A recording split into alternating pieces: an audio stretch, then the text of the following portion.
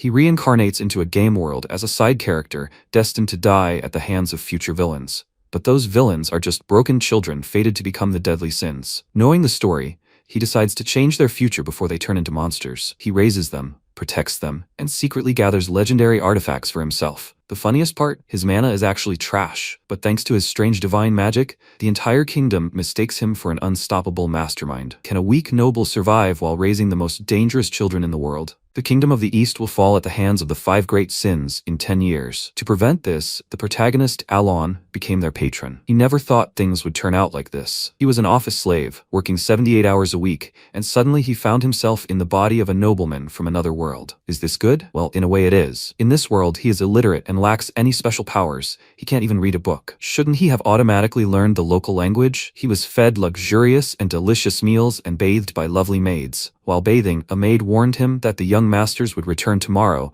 so he should go to bed early today. He didn't understand who she was talking about, and she explained, slightly awkwardly, that she was talking about the young masters Leo and Tonio. Why is he asking as if he doesn't know his own family? He really didn't know them, but their names seemed so ominously familiar for some reason. And then he understood everything. He grabbed his head in horror and plunged into the water, wondering if he was in Psychedelia. Psychedelia was a famous RPG he played in his free time. The problem was that no matter which path he chose, as soon as the 5 great sins appeared, anger, greed, sloth, pride, obsession, the kingdom, the nobility, the cities, essentially everything would collapse. And among them is House Palladio. The eldest son, Leo Palateo, is the king of vice. The second son, Tonio Palateo, is a baron. They are a family of noble scum from a side quest that begins even before the main story. And Alan knew this place very well, since he had already completed a quest to investigate the dark deeds of House Palateo. This family is the first to be destroyed by the 5 great sins, and he turned out to be the third son, Alan Palateo. As soon as night fell, he lay down on his bed and began to pray for a return home, even asking for his 78-hour work week back. So what if he lives in luxury? He will die in 10 years.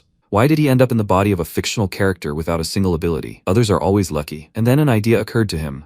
He has knowledge of what will happen in 10 years, and this makes him practically a prophet. So why doesn't he just prevent the fall of this world? And so, he decided to take on the 5 great sins in the name of a quiet, noble life. It will be easy as pie while they are still children, no abilities. 2 months passed. All this time he was looking for them. A knight named Evan came to him and reported to him that they saved orphans from an Eastern orphanage, which was actually a center for human experiments. And all this in the name of saving a girl named Utaya. MC nodded in satisfaction and said that he had a keen eye. He truly was a capable man. Evan looked away uncertainly and asked if that was a compliment. It just wasn't obvious from his face. Alon confirmed it and said with a forced smile that he was counting on him. The knight was very uncomfortable with his behavior, and MC, practicing his smile in the mirror, thought that he used to express his emotions openly. He felt as if the soul's rebirth had only affected his face, but Evan was still pleased with his praise and began to smile shyly. Evan is a rare character in Psychedelia. He remains honest and loyal despite all the betrayals. He hired him as soon as he met him. The knight asked thoughtfully. He said it was for the sake of saving a girl named Utaya, right? Now he understands why he needs it. Even for him, an experienced mercenary, she was an unusual child. When he saw her in the dungeon, he felt that she was so strong that he simply could not understand why she did not resist. Why didn't he bring her here? There is no point in keeping her there. Alan agreed with him. It may seem that he is simply neglecting her, but leaving her there is part of his plan. Utaya Bloodia is an inhuman who will make a contract with an otherworldly creature for its power and become Wrath, one of the 5 great sins, to destroy hundreds of thousands of people. But she will not become Wrath if she grows up in a peaceful environment. He finally disarmed one mind, but he will have to come up with something to explain to Evan. He cleared his throat and said that it was not time yet. Evan was surprised and thought about his words, and he ordered him to make sure that no one talks about this and to provide them with sufficient funding. Then he gave him a letter and asked him to give it to Utaya, and he asked if there was something important in it. He replied that he just wanted to see how she was doing. He decided that he should at least somehow cheer her up since she had been through so much. Evan was dubious about this, but he didn't ask unnecessary questions and promised him to make sure she got it. After that, he mounted his horse and went to fulfill the errand, and MC, watching him from the window of his office, thought that he was not sure that this would really calm her down. At least, it was worth a try. The real purpose of the letter is to insert the phrases that the Archbishop said. This prayer will help grant peace to the inhuman. Sin of wrath, be calm. Anguish of the shadow, clarity of the light. One worth, one binding. And other phrases like that. During the development of the Sin of Wrath storyline, Utaya will awaken and kill him, saying that he was too late. In the game, all attempts to calm her fail, and the battle begins. But now, perhaps it is not yet so late. He stretched and wondered if, since he had dealt with one goal, he should move on to the next. Of course, it was foolish to hope to befriend a monster because of some quote, but it might work, since they worship some deity from another world. It is difficult for him to understand how these sins think.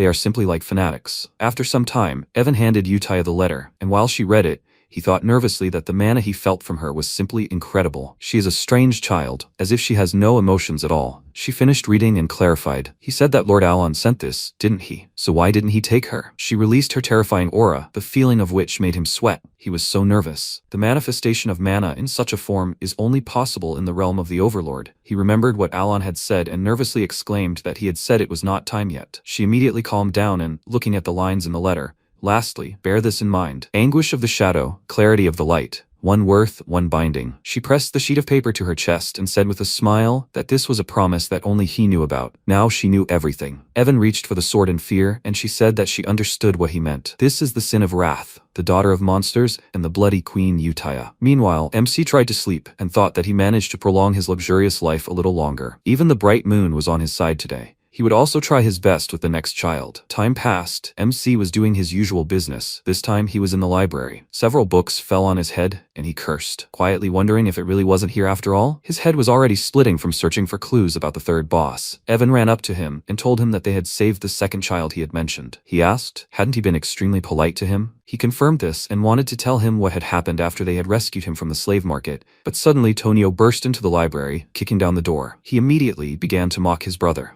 asking, since when had an ignoramus like him picked up books? He heard that he was learning to read and write. He ignored him and patted him on the head, ordering him to answer. He thought that he was always pestering him, and how had the old Alon tolerated him? He would have been glad to answer, but it was better not to. He immediately bowed his head to him and said that he saw that he needed the library now, so he would leave right now. Tonio put his foot on his head and pinned him to the floor, telling him to know his place, and suddenly a knife flew past his face and pierced the screen next to him. It was Leo, he exclaimed in displeasure. What's all the noise here? Tonio was about to answer him, but he said that he didn't want to quarrel so early in the morning, so he should get out of here. Tonio walked up to him and said with a smirk that he told him to leave his manners at the library threshold, and he in response pressed the dagger to his neck and said that he smelled of powder, so he should leave while he was still in one piece. MC, meanwhile, quietly crawled away. The Palladio house didn't last long in the game, but they are much stronger than he thought. Basically, his vile brothers are squabbling for the place of the head of the family, a major figure in the criminal underworld, the king of vice, and the head of a huge cartel, a baron. For his own sake, he shouldn't mess with these two. So, while they were busy with each other,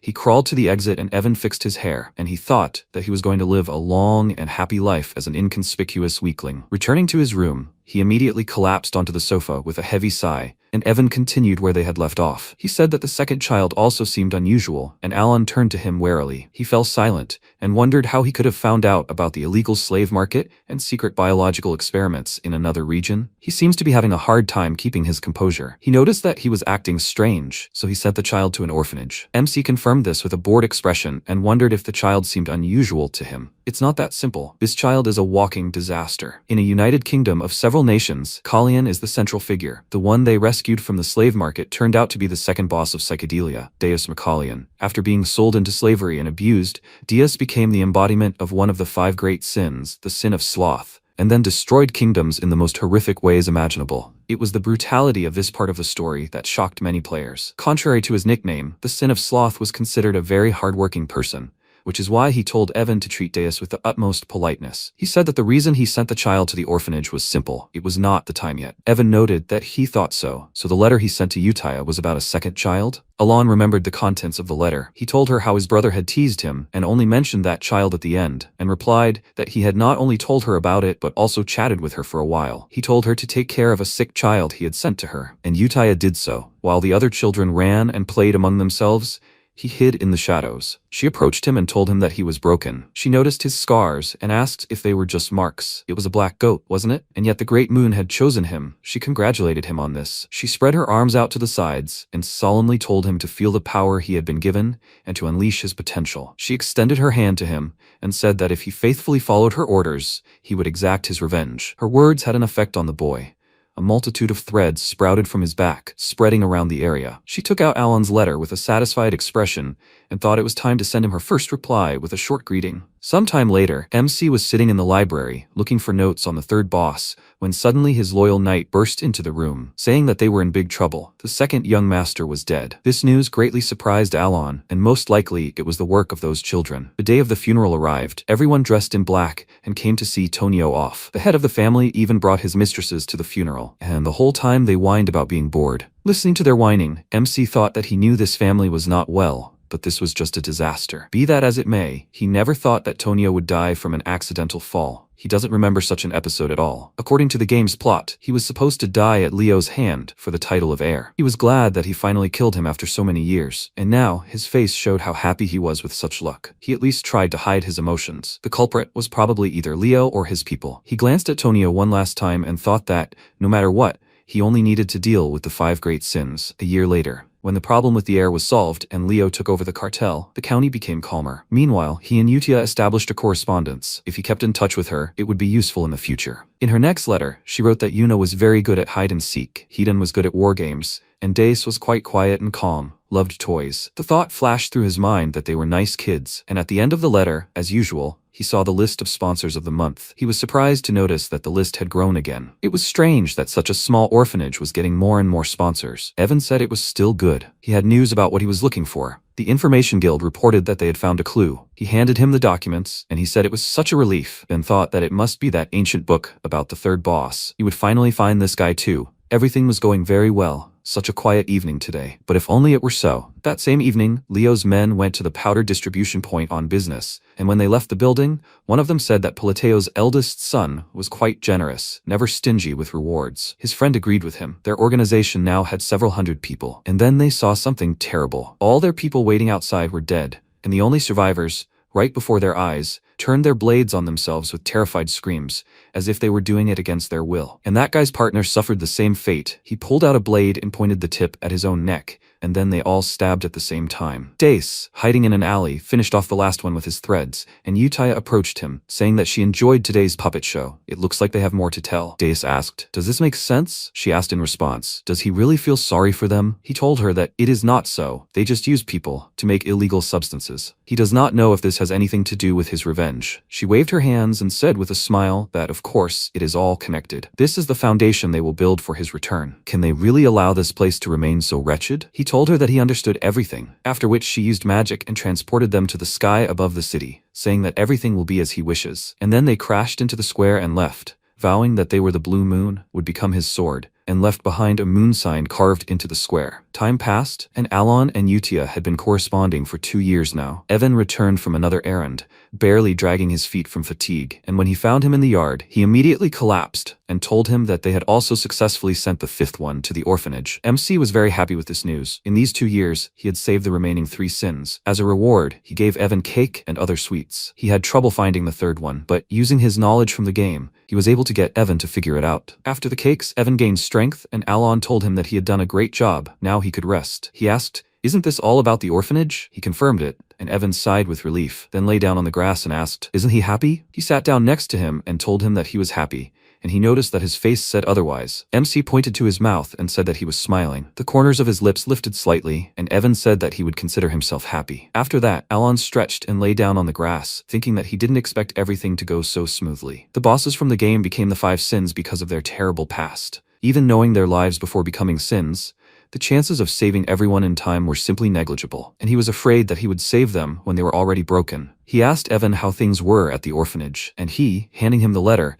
answered that, as usual, everything was fine. Before, they looked like soulless dolls, but now they had become much more alive. MC said that in this case, they would not need a separate caregiver, and then opened the letter. He didn't think Utaya could do so well. Is it because of her upbringing, or is she so attached to the orphanage because of her past? She definitely won't like it if he interferes. He noted with puzzlement that Utaya was a very good girl, and Evan crawled closer to him and peeked at the letter, asking if there was something important in it. Utaya wrote that everything was fine, some of them were starting to behave better, and he didn't need to worry about them at all. She also asked him not to worry too much about the other children. He imagined them having a fun time and said that he was glad that they seemed to be doing perfectly well. Looking at how well they were growing, he realized that the environment is truly the most important thing. Evan asked when he was going to meet the children. He always says that the time will come. He looked away, not knowing what to say to that. In fact, he was not going to meet them, ever. Maybe Maybe he should get closer to them, but in the game they had such personalities that he didn't really want to communicate with them. Perhaps it was because of how brutal the process of turning them into sins was. He wasn't so scared now that he'd saved them before, but he was still scared. He told Evan that he might meet them in 5 years, and thought that, whatever the case, he needed skills to protect himself in this world. Luckily, magic required talent, and this body was perfect. He continued training, and Evan asked if he'd heard of the Blue Moon. Without looking up from his magic, he told him that he'd never heard of it,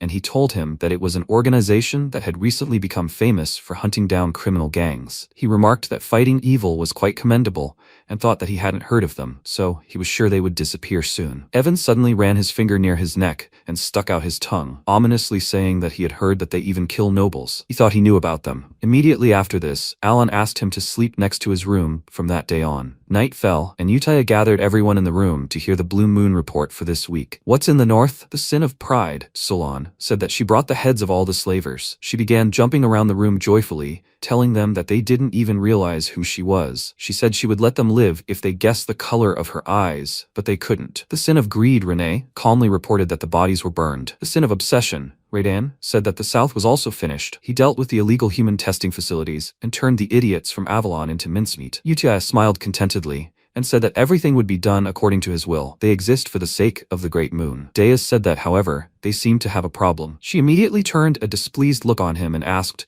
what could be the problem if everything goes according to his will? He asked, isn't the head of Avalon the eldest son of the Count in whose family he lives? When he was dealing with the South, he found a dangerous order. It seems the Count's eldest son was targeting his majesty. He handed her a note, and the contents of it greatly angered her, making everyone uneasy. It said, after the Count's death, the time will come for Alan's poisoning, and she angrily squeezed the note in her hand, saying that she understood everything. 2 years later, Alan's father, Count Palateo, died. The official cause of death was listed as heart failure, but it was obviously an overdose. Leo and his knights began whispering about the Blue Moon's tricks. They attacked last night and beat everyone. After listening to the conversations, MC found out that the Blue Moon has become more feared. So, the Count's death, which no one mourned, passed in complete silence.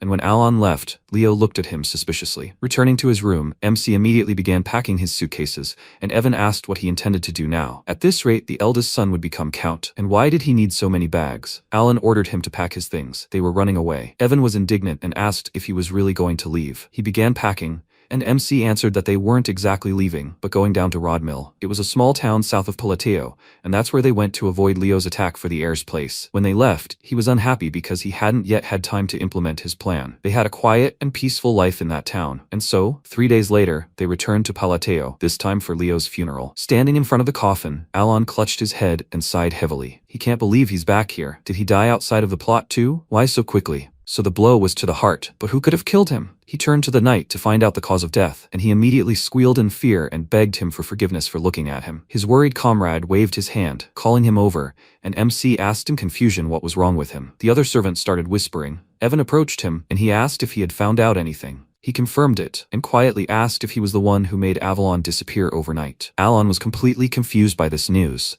He glanced at the servants, who were avoiding his gaze as best they could, and wondered what had happened. On the day they left for Rodmill, Evan asked if it wouldn't be better to go to the city. MC, with a stone face, remained silent. Rodmill was the endpoint of his plan. He needs to save the 5 great sins from their terrible fate and prevent the world from collapsing. Rodmill has nothing to do with the original plot, and the Palateo mansion is there too. It's the perfect place for a nobleman to live. You don't have to do anything there. He cryptically answered the knight that everything happens for a reason, and he said that he won't deceive him anymore. He always says that. He noticed that he had exposed him pretty quickly, and told him that he had decided so. They left the estate grounds, and Leo, watching the carriage, thought, should he kill him? It doesn't matter whether he's alive or dead. He was going to poison him anyway after his father's death. He said he was going to leave for the border, so now he had no reason to kill him. Is it because things with Avalon are going badly? He's just getting in his way. He called out to his subordinate, Ullman, and ordered him to follow the carriage, and he asked if he wanted him to kill him. Leo turned to him in surprise and thought that Ullman had never contradicted him, no matter what he ordered. So why was he suddenly asking questions? He sighed heavily and shook his head, reminding him that his job was to do as he said. Immediately after, a sharp sword pierced his chest, and he, with a painful sigh, asked how he dared betray him. Ullman said that he enjoyed playing the confrontation.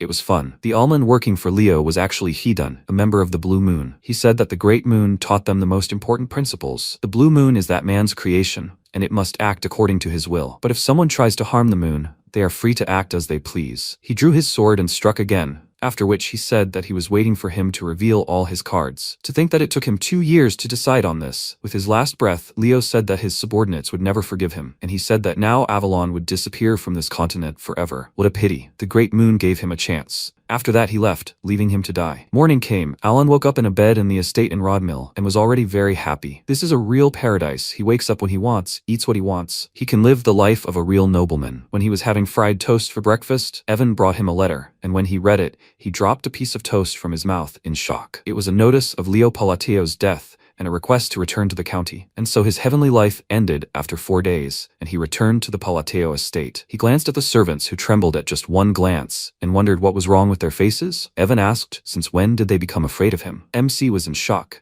Now he had to deal with a new chain of events. This was just insane. They moved away from the main crowd, and Alon, with tears in his eyes, asked Evan to explain why he suddenly became a villain. He awkwardly rubbed his neck and told him that he was the only one who benefited from this situation. After they left the estate, Leo was killed, and he had the perfect alibi to become the Earl's heir. Avalon is no more, so with Leo's death, nothing will bother him anymore. This can only mean one thing. He smiled and declared that he was the Eminence Grease who organized Leo's murder. He asked discontentedly, and was he having fun? After that, he sighed heavily and wondered, where should he start? No organization is capable of eliminating a key figure in the criminal underworld overnight. He looked up at the night and asked, there is an organization that hunts other groups? He clarified, is he talking about the Blue Moon? He confirmed this and assumed that they were the culprits of Leo's death. But Evan said that the Information Guild told him that the Blue Moon had nothing to do with it. The Blue Moon leaves a trace at the scene of the murder. They say that the Avalon members were killed with a sword, so the road to hell is open. MC even shuddered and said that this is why he is considered the Grey Eminence who killed the Swordmaster. The Blue Moon, it turns out, was not involved. Weaklings who will disappear before the start of the main storyline cannot be behind this. Then who was it? Recently, Utaya called a meeting about the remaining traces. Renee told her that there was nothing left, and Solon said the same. There were only bodies. Deus returned and informed her that 486 Avalon soldiers remained,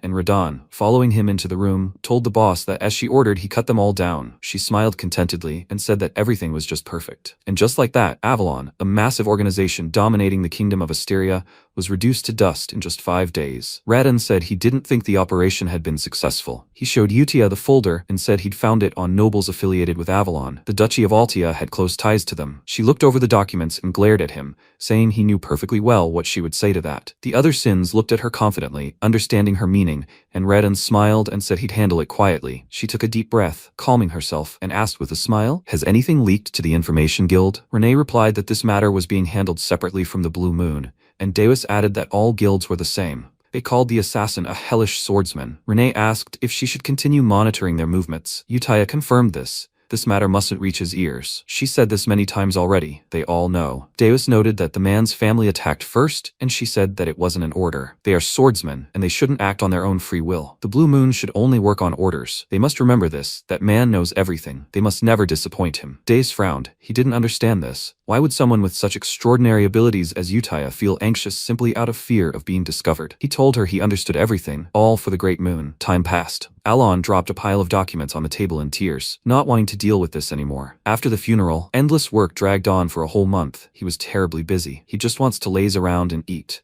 Isn't that what nobles are for? He made enemies, but Leo was supposed to die only in 6 years. Because the order of deaths changed the course of the game, all the work fell on him as the heir. Several more servants entered the office with piles of documents in their hands, and he sighed resignedly. Why does everyone work like this? When the Count was alive, they were constantly shirking their work. Seeing his gaze, the servants became nervous, and thinking he was angry, they decided to work harder so he wouldn't kill them. Meanwhile, he thought, are the servants really that worked up over rumors that he's a secret assassin? They don't need to come so often. He's a former slave who just wants to do his job in peace. I wish they could handle it themselves, without his interference. Time passed, and after finishing his business, MC returned to his quarters. While he was training, Evan was frying potatoes in the fireplace and watching him, saying that it was simply amazing. He looked at the clots of magic flying all over the room and said that it was amazing that he had reached the 2nd level in just 2 years of self-study. He had tremendous talent. When did he manage to learn all this? It usually takes about 4 years to reach the 2nd level. Besides, magic often requires innate talent. Alon said that he really had talent and thought that he trained hard for self-defense because he felt in danger. He needed to be able to precisely control his mana. But what good would it do if he did everything half-heartedly? He had already tried every kind of magic in this world. At first, it was exciting. He thought that if the plan worked, he would get rid of all the threats and then gradually learn more. But now, in a desperate attempt to save himself, he realized that his mana reserves were simply negligible. The magic evaporated, and he sighed sadly. Innate mana reserves are comparable to the weight class of athletes, and his mana reserves are very, very tiny, and no amount of training can fix it. If nothing helps him, there is one way. He sat down next to Evan and showed him the letter, saying that his invitation to the ball had finally arrived. Hearing this word, he became slightly interested. Soon the very day arrived. MC arrived at the ball, accompanied by his faithful knight. While Evan blushingly looked at the table with desserts, he sighed heavily and thought that he was so tired. This is an ordinary aristocratic ball in the southern kingdom of Astilia, a meeting for the nobility. He'll soon be a count. Maybe he should take the chance and make some connections. He straightened his clothes with a serious expression, and Evan approached him with a full plate of sweets. Connections with the nobility are important for a peaceful future, but everyone is simply wary of him. As soon as he tried to talk to someone, the nobleman immediately ran away in fear. After watching Alan's attempts to establish connections, Evan burst out laughing and told him not to be too upset. He frowned and thought that he wasn't upset. That was expected. He said goodbye to the knight and went in search of an interlocutor with a confident air, knowing that he knew they would look down on him because of his status. Unlike the time of his respected great-grandfather, the current Palatio family is full of troublemakers from the east. But he didn't come here without a reason. He will use the charm skill he had secretly honed. He approached someone's daughter and, taking a glass of wine from the table, told her that this drink was unique. He was especially struck by the aroma. It was inimitable. Then he looked at her with a smile and said that he would like to have a couple of bottles of such wine, she thought. A soft smile is an important social tool, but coupled with his deadly gaze, it only engendered fear. The poor lady shuddered at his expression. She broke into a run and exclaimed that she would immediately tell her father to prepare everything. He extended his hand after her, trying to stop her. This was not the reaction he expected. The nobles behind him began to whisper. Did he just force her to serve him a rare local wine? He was even worse than his late brothers. Evan patted him on the shoulder and laughed, and he thought that perhaps she was just very shy. Time passed. MC still had no chance to talk properly to anyone,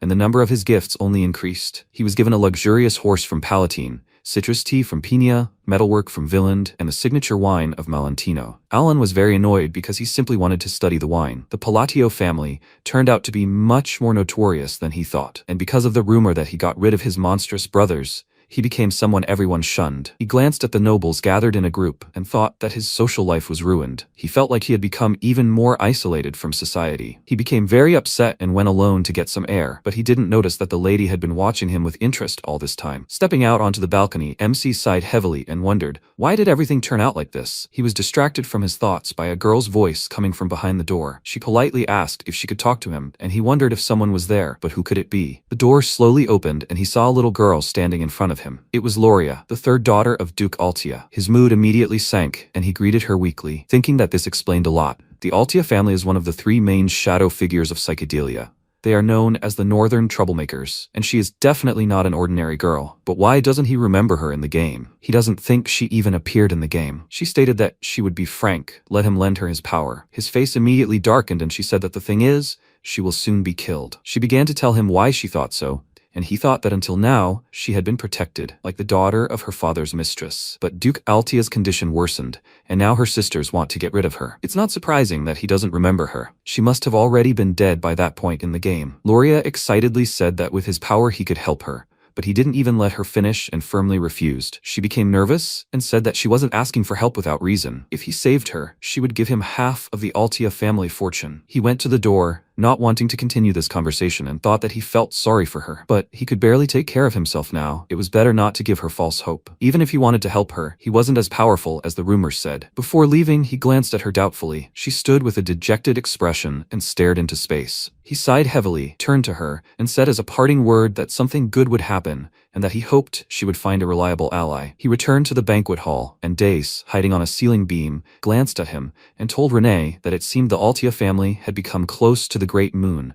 so they should convey good wishes to both them and the moon. She said that it was not worth doing so. According to intelligence, she was the only Altia not connected with Avalon. Therefore, she was the only one who was not Radon's target. Deus noted that this simplified matters. The rest of the Altia family would be dealt with, and Renee agreed with him. They would act on the moon's orders and focus on intercepting information to prevent Avalon's business from spreading unintentionally. Walking through the banquet hall, Alan sadly wondered why there was no one around. Maybe there was a barrier around him that was scaring people away? The lady suddenly greeted him, and he happily wondered if that greeting was addressed to him. Maybe this time he would be able to mingle with the aristocrats. He turned to face her, but upon seeing her face, he was surprised and thought, another shadow player? He had already seen her in the game. Of course, no one would have approached him first if he hadn't had some problems. He greeted her, calling her Lady Genonia, and she asked, so he knew of her? He answered that she was famous in many ways. In the kingdom of Asteria, there are 3 great shadow players: Altia from the north, Palateo from the east, and Genonia, the troublemakers from the west. And this is Count Genonia's eldest daughter, Kalia. If Palateo runs a gang, then Genonia is more like a cunningly managed crime syndicate. But he needs useful connections to lead the quiet life of a nobleman. For his own peace of mind, he cannot get involved with her. He complimented her, saying that she was beautiful,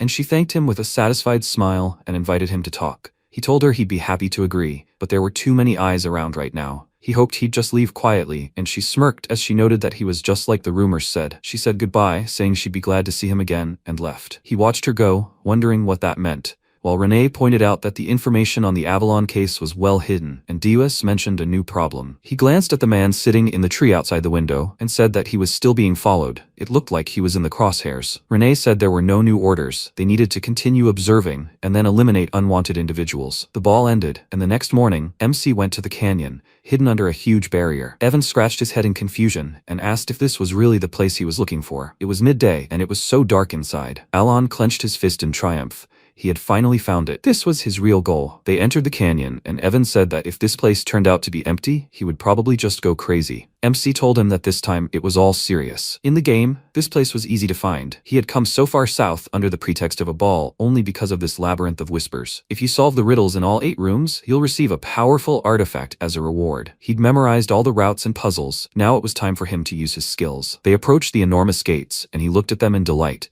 He never thought he'd see the entrance to the labyrinth in person. It felt completely different. Even though he'd played through this dungeon countless times in the game, Evan noticed that everything seemed artificial, as if someone had deliberately constructed this place. How did he even know about this? Still mesmerized by the scale of the place, he told him he'd been here often, and he asked, perplexed, what he'd said. Alon realized he'd spilled the beans, and with a creepy smile, told him he was joking, that he had his own loopholes. Evan nervously asked him not to joke with that expression, and then they went inside. Evan glanced at the multitude of bats on the ceiling, and the enormous stone hands swatting them like annoying gnats, nervously noting that if they got the riddle wrong, the things would collapse. MC ignored him, and thoughtfully examined the sign in front of him, while he looked at it doubtfully, wondering how he could act so calmly in such a situation. He'd been working with him for 4 years, but he still couldn't figure him out. He was simply unpredictable, destroying criminal gangs, collecting random debts, rescuing orphans, helping slaves, sending meaningless letters. He hardly left the estate, but he seemed to know everything about this place. Alon turned to him with a smile, saying that the passage would open when the mechanism was assembled. Evan approached him and thought that the reason he followed the young master was simple. Everything he did, one way or another, led to a good result. But he wondered what he had planned this time. The door opened, and MC felt sick. He knew it wouldn't be easy, but going through it in person was even worse. He nearly broke his neck trying to figure it all out. They entered the treasury, shining with gold, and Evan remarked that it looked like it was finally over. Alon said that they would take the black ring and leave, and his knight, who had already managed to collect gold, said that it looked like the most useless thing of all. He tried the ring on his thumb and told him that if they took anything else, there would be problems, so he should leave it. He smiled slightly and thought that he finally received an oath of restraint. He laughed and told the knight not to worry. There would be nothing dangerous on the way back. He followed Evan out of the treasury and thought that thanks to knowing the route from the game, everything had gone smoothly. But someone was waiting for them. Evan nervously called out to him and asked if he knew the boulders inside the canyon were golems. He drew his sword, thinking that a new, unknown enemy was the worst-case scenario. If only he could at least lead the young master to safety. But MC confidently stepped forward and told him that this time, he could handle it himself. The knight became agitated and exclaimed that whatever he was planning, they first needed to find an escape route. Otherwise, it was too late. All the golems targeted Alon, and as they charged, Evan shouted that second-tier magic wasn't enough, but he had no intention of using magic. He invoked the Oath of Restraint. His voice echoed throughout the canyon, and time froze, shrouding everything in haze. The artifact called him a fragment inheriting Nyakul's great will, and told him to name 2 restrictions it could impose. MC thought that, in the game, this part appeared as a choice window. This voice belongs to the Oath of Restraint. It's an absorption-type artifact that, as its name suggests, allows one to impose limitations on oneself in exchange for power. This voice makes the world seem almost real. He named the first limitation. When using magic, he will always display the gestures of Babylon. The voice asked what he wanted with this limitation, and he said he needed the power to bend the laws of the world. The artifact granted him this. For the second limitation, he placed his hands over his mouth in a special gesture and said that when using magic, he would utter the lines of Babylon. In exchange, he needed great power to become omnipotent against the foundations of the world. The artifact remained silent. He was confused and wondered if he'd made a mistake somewhere. After all, he'd even copied the exact skill icon just in case. By selecting both limitations, gestures, and words, one could achieve maximum magical attack. Thanks to multiple playthroughs, he'd memorized all the combinations from the game, meaning everything should work. The artifact bestowed this upon him, calling him a man who remembers the wishes and secrets of a forgotten god. It expresses grace to him, the heir of the will. Alon didn't understand what this meant, after which the ring disappeared, meaning the limitation had worked. The voice finally said that it would watch over him forever, after which time began to flow again. And just as the golems pounced on him, Evan rushed toward him, worried. MC used magic and thought the ball of light should have struck everyone down, but now it looked pathetic, even though he was using up all his mana. No matter how much he trained, this was his limit. It was time to test the limitations he had imposed on himself. He uttered the Babylonian cues, refraction and rejection, and sparks scattered across the canyon, reflected off the walls, and returned to him, creating a bright flash. The phrase, blue light, created a huge sphere above his head, and the combination of cues and gestures refracted the light and directed the spell at the golems. Seeing this, Evan's mouth dropped open in shock. Then the golems were struck by multiple bolts of lightning. After a few seconds, the light disappeared. The golems bowed in exhaustion, and then their bodies began to explode from the inside. Soon they were finished. Evan looked at this pile of stones and cursed in surprise. They walked towards the exit, and the whole way he pestered him with questions. Was he hiding his power? In 15 years of working as a mercenary, this was the first time he had seen such a thing. Was he sure it was only second circle magic? He confirmed it. In fact, he himself was very surprised. He didn't know about such a thing. It didn't exist in the game. In the psychedelia system, magic could be enhanced each turn with gestures or spells. This time, he enhanced chain lightning magic with 4 spells and gestures in just 5 turns. Simply put, he simply used standard enhancements for a powerful lightning spell. But because of his limitation, he must cast spells when using any magic. Because of this, the enhancement must have happened more than once. And yet, who would have thought that the magic of the second circle would be more than enough? The result exceeded all his expectations, and that surprised him too. They finally got out of the canyon. Evan immediately sat down and said that it was more tiring than the battle itself. He looked towards the canyon and asked who had created such a terrible place. Alon thought that the Labyrinth of Whispers was actually called something else.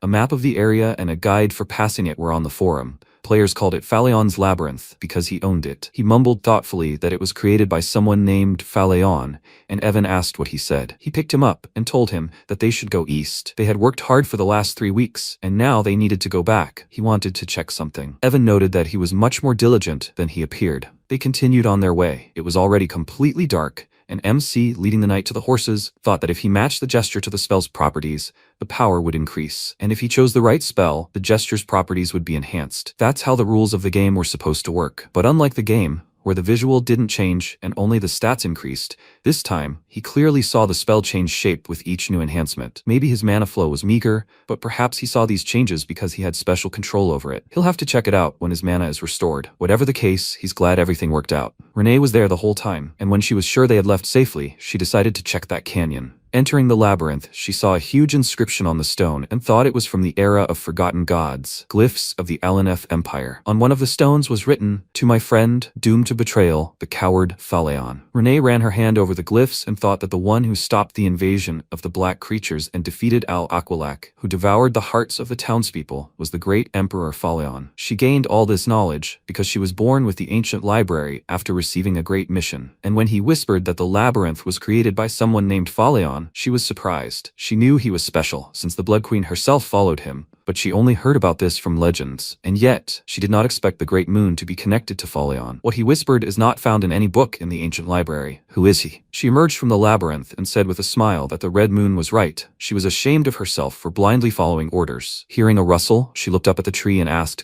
"Did he obtain the information?" Deus told her he couldn't. The Dark One was dead. He'd simply lost his head. Renee said they'd have to report it to the higher-ups, let them sort it out. After that, they left. Meanwhile, in Genonia County, Kalia sipped tea and recalled her meeting with Alon, and thought it wasn't just a rumor. He had icy indifference, the abyss itself in his eyes. Strong then? Genonia County is strong, but he considers her powerful in circles. although she doesn't even appear in public. She approached her father and asked, "Isn't that amazing? He's the count here, after all." She snapped her fingers, and his gaze immediately clouded over. After which she said with a smirk that no one had ever guessed that she'd forced her father to play by her rules in order to become head of the house. How did he figure that out? It seemed he'd noticed the surveillance she'd set up on him. Suddenly, a knight ran into the office and called her worriedly, saying that she should look in her room. She went there and saw the guy she had assigned to spy on him, but he was dead. The knight said that judging by the fact that the seal was intact, the attacker did not know the secret. She was puzzled, noting that the attackers had deliberately staged it all, after which she grinned and asked where he got the information. He had noticed her main weakness at their very first meeting. Meanwhile, Alon and Evan were on their way home, and he couldn't fall asleep because he felt that someone was talking about him. Meanwhile, Loria was returning home in a carriage. She clutched the hem of her dress and said with a bitter smile that, as expected, he should not be underestimated. He is one of the most prominent people in the criminal world. He has cold eyes, just like her father's. He is one of those with whom one should not be hostile. He was her last hope, but he wouldn't agree to a deal that promised great losses, because all her assets and power had been taken away by her cunning brothers and sisters. The eldest son, Timilan, the eldest daughter, Mariana, the second daughter, Perina, and the second son, Kig. They took everything from her, and she had nothing left. She got out of the carriage and headed towards the estate, thinking that she had lived on her father's mercy, but now she didn't know what to do next. As soon as she entered, worried servants ran up to her and told her that Perina and Kig had ended their lives. This news greatly shocked her. These people, who would rather kill their own family, ended their lives. This simply didn't make sense. She asked nervously and with a note of hope, "What happened to Timilan and Mariana?" Immediately after these words, a terrified servant's scream rang out. She checked Timilan's chambers and saw him there with his sister. They had impaled each other on swords during the struggle and died, frozen in that position. Loria was in shock and completely confused as to what was happening. Meanwhile, Radan had sneaked out of the estate, successfully eliminating them and leaving. The estate was in complete chaos. The servants scattered in panic, but Loria remained in place and suddenly remembered Alon's words. Something good will happen. The true ruler of the Count's house, the one who had been hiding his claws, waiting for a chance to seize power. Now it was clear to her what he meant, and so, overnight, she became the sole heir to the duchy. She fell to her knees in fear and wondered with what monstrous devil she had made a deal. But now there was no turning back. What happens to those who betray him? There were too many such examples. She must follow her chosen path to the end. 2 months later, a man from Duke Altia arrived at Palatio with a gift. MC opened the box, and Evan noticed it was a bottle of Cernan's wine. He'd heard one bottle was worth several thousand gold pieces. He never thought he'd see it in person. There was a note attached to the gift, and Alon thought it looked like it was from Loria, the youngest daughter, and not from the Duke himself. But why had she sent it to him? He felt awkward since he couldn't help her in any way. He asked the man if he was sure it was for him. He replied that the Duchess had personally prepared the letter and told him to deliver it. Hearing Duchess, MC was surprised and wondered if that meant the youngest daughter, Loria, had become a Duchess. That very night, Loria was working in her office. Her status as a Duchess and the pile of work had given her a more mature appearance. Deciding to take a break, she stretched and thought that 2 months had flown by so quickly. After the funeral of her father, who died of illness, she underwent the succession ceremony and became a duchess. Previously, she couldn't even set foot in this office. The death of her brothers and sisters was terribly sudden, but suspicion fell on her. But she had an alibi. She was at the ball. A secret organization got rid of her brother and sister, and when she returned to the mansion, she was completely powerless. She realized this later and was amazed. Just think, he even turned this situation to his advantage. Outwardly, he refused her without hesitation, but behind the scenes, he pulled off an incredible trick. How many steps ahead had he calculated? She didn't even tell him about her father's funeral, not wanting to worry him. He must have helped her, because he needs Altia for some plan. And although she managed to unite all of Altia's subordinate organizations, this is still not enough to compare with the power he hides. This means he wants something from her. Palateo is a major figure in the criminal underworld, who rose to prominence solely through his own business. If she has one thing he doesn't, it's the ability to pull strings in the political arena. He needs Altia, but right now, she needs to focus on her own tasks. After all, the outstanding man will soon get in touch, and she hopes he liked her thank you gift. When Alan received her gift, he was very surprised. Loria was facing death, and now she's a duchess. Something is wrong here. A few months later, winter, 5 years before the beginning of the original story. Evan caught up with Alan in the corridor and called him young master, then asked if he should call him Count now. He answered that the succession ceremony hadn't taken place yet, but since a year had passed, the title was already his. He was despondent. He hadn't planned on becoming a count. The rules of the sweet life in Psychedelia: avoid a war of succession, settle in Rodmill, go on a gastronomic journey. But he will be enjoying the privileges of a nobleman to the fullest, and the work-life balance turned out to be better than he expected. Evan handed him the letter, and when they entered the office together, he asked if he had learned anything about Leo's killers. He answered that everything was quiet for now, The Information Guild was investigating, so they would give them time. So what is his goal now? He doesn't think it's about revenge. MC thought that all these small differences from the original game were most likely caused by his actions, so he answered that he was simply prepared for any surprises. He noticed that he was now speaking like a real count, and he sighed tiredly and began to read the letter. Yutia told him that everything was fine. Everyone was busy with their hobbies, especially Deus, whose puppet shows had reached a professional level. Solon loved playing with friends, and Renee was now sitting quietly reading. Alon smiled and thought that their monthly exchange of news had become a habit,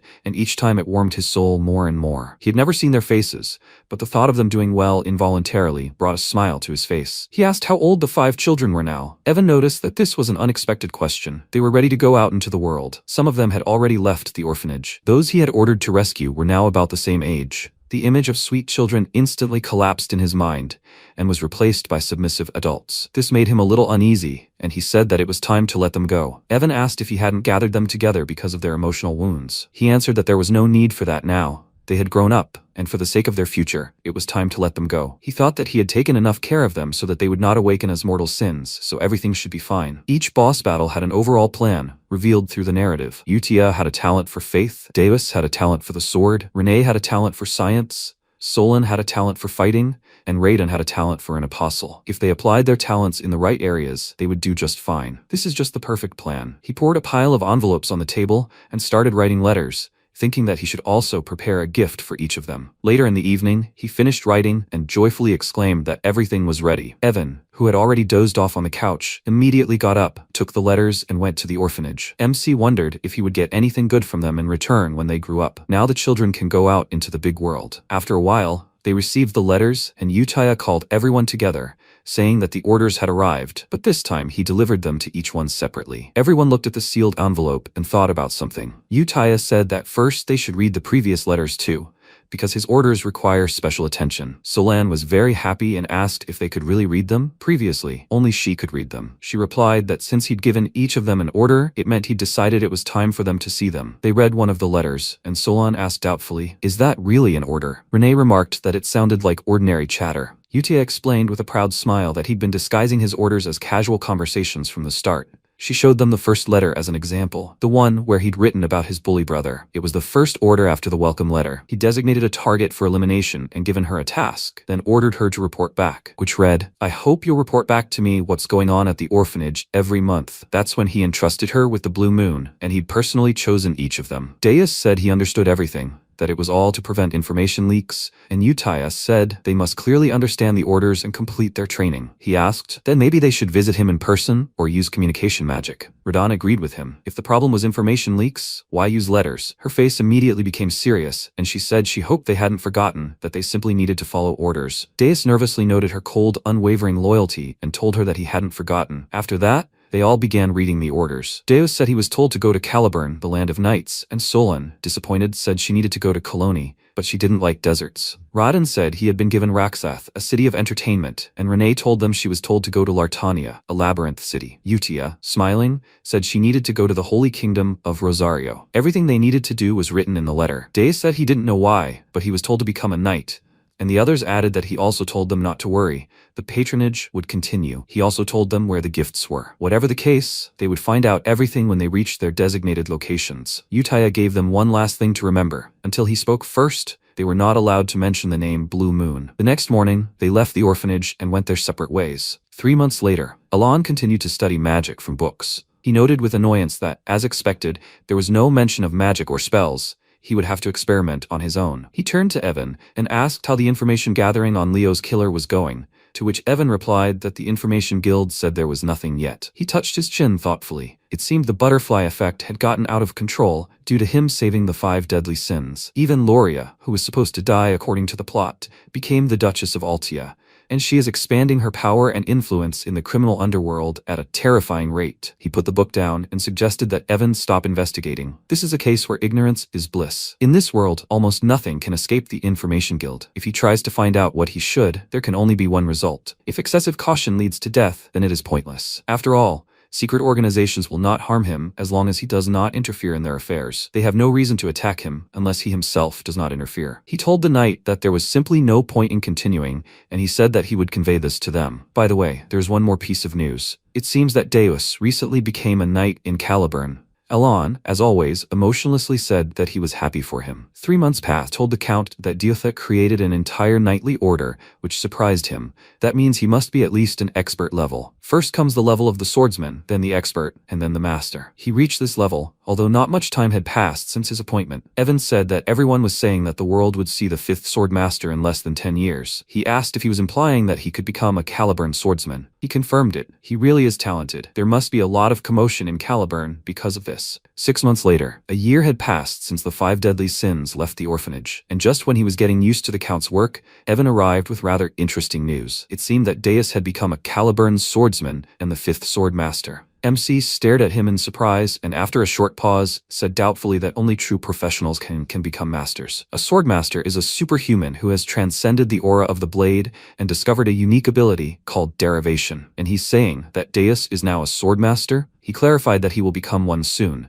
He hasn't yet acquired a unique ability, but the people still gave him the title of master. He had already defeated the 4th swordsman in a duel, but Caliburn had also lost its swordmaster to the northern barbarians. Alan noted with puzzlement that they had been fighting for over 10 years, and Evan said that mastering and mana control takes 15 years, while gaining a unique ability takes at least several decades. The first swordsman, Reinhardt, became the youngest master at 32. MC recalled his appearance in the game and thought Reinhardt was incredibly strong. Even with his talent, it took over 20 years, and a guy who didn't even know how to use a sword became a master. If he was only waiting for derivation, then he would soon surpass Reinhardt. He said that perhaps he would be able to use his skills sooner than expected, and Evan nodded. But when he glanced at the single letter he had received in these months, he said with annoyance that perhaps nothing would come of it. Evan waved his hand and said that he wouldn't, and he showed him the letter, saying that only Utaya writes to him. Even after leaving for the Holy Kingdom, she regularly sends news about the deadly sins she grew up with. It seems they keep in touch. I wish they would thank him for the gift, although they haven't seen his face. He even felt a little offended. He immediately slapped himself on the cheeks,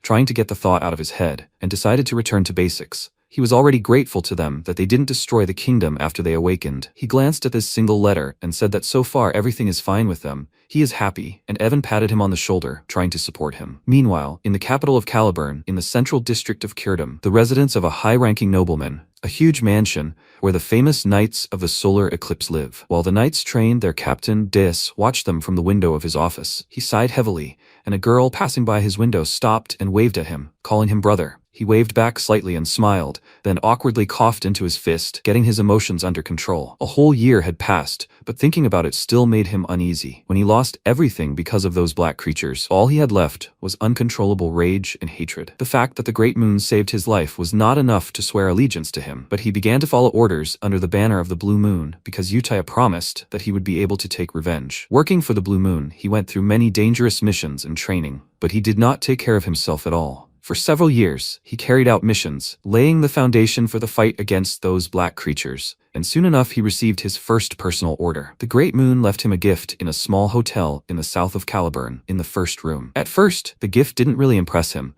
but when he saw who was inside that room, his heart started beating faster. In that unexpected letter, the gift from the Great Moon was the family he thought was lost forever, the one dearer than his own life. Seeing his sister, he immediately rushed to her, hugged her tightly, and burst into tears of happiness. His younger sister, whom he thought was dead, was alive. After enjoying the hug, he pulled away from her and asked what happened to her when they were separated. He wiped her tears, and then Shelley told him her story. When those creatures dragged her away, she waited a long time in the darkness for her turn. And when her turn came to die, someone came and pulled her out of there. Thanks to a flash of light, she was saved and survived.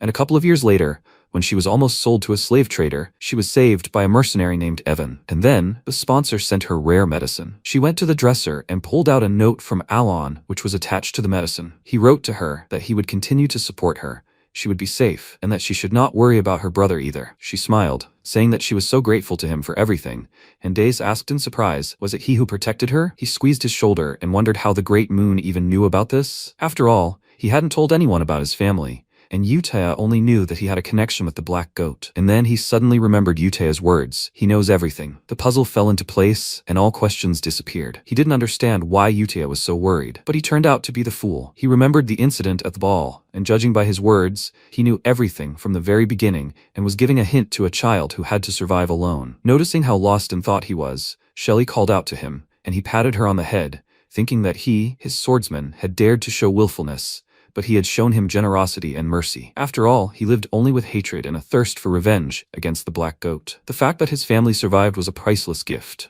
Yutea said that he, too, would soon understand why she had to follow him. She was not a mad fanatic and did not believe him blindly. The Great Moon commanded him to go to Caliburn and become a knight, and he must repay the debt. His goal is to become the strongest swordsman in Caliburn and gather his own order of the most skilled swordsmen. The knight who came to him tore him from his memories. He bowed to him and said that the time had come. Taking his sword, Deus walked along the lined-up knights and thought that this expedition would be the first step towards a solar eclipse. He didn't care what difficulties awaited them. He would wait for the day when he could express his gratitude and repay him properly, and he would prove it under the moon. The knights of the solar eclipse set out on a campaign against the barbarians. Time passed, MC rested in the estate courtyard and enjoyed the silence, thinking that perhaps the children had simply grown up. A breeze blew, and all his notes flew out of the books in all directions, and he immediately began to catch them, and then got to work. He made another note and wondered what was wrong with his handwriting. From now on, he needed to write more legibly. Returning from the labyrinth, he focused on studying the limitations. Refraction increases the instability of the prepared spell, increasing the radius of damage. Repulsion destroys the shape, affecting the transformation of the projectile. Blue light enhances adjacent magic, for example, lightning magic. The diffraction line provides penetration, meaning it deals critical damage. But it's important to follow the rules. Don't mix types, don't repeat, and use a maximum of 4 phrases. If you make a mistake, the spell is cancelled. He scratched his forehead in confusion and thought that with his mana reserves,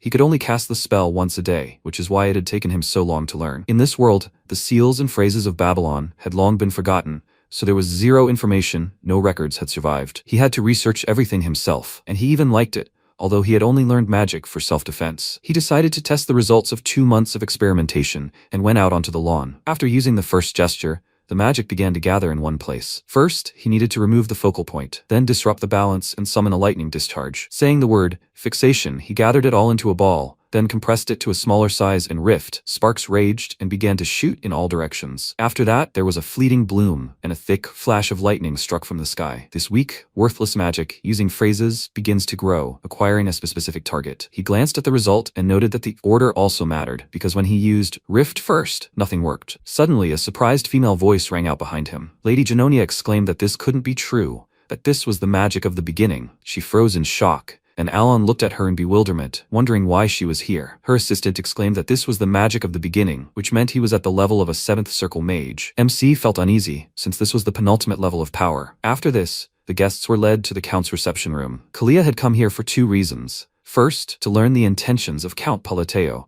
who holds a trump card capable of dealing a crushing blow to Genonia. Second, she wanted to use magic to assess the strength of the organization that had absorbed Palateo and was now protecting it. But instead, she saw something amazing, and that arrogant mage who came with her was right now sitting and trembling with fear, waiting for the Count. Biankel is a 5th-rank mage, expelled from the tower for inhumane experiments. He is capable of easily destroying an entire division of soldiers. Even with her, his longtime patron, he always acted arrogant, but now he exudes genuine horror. She had never seen him like this before. Could it be because of that magic? Finally, Alon arrived. She immediately came out of her thoughts and looked at him, and he asked what brought them to his estate. The first thing Kalia did was apologize to him for the sudden visit. She really wanted to see him. He said he wouldn't hold it against them, but he wanted to clarify something. What he used wasn't the magic of the beginning. If we were to assign a rank to his magic, then he was only in the 2nd circle. They should have felt it, but that magic has no real use. Unfortunately, it is good for neither defense nor offense. The 2 took his words as a threat that they should keep what they saw to themselves. Biankel nervously said that it seemed like he really was mistaken, and Kalia was surprised that he was so polite to him. MC felt relieved and asked,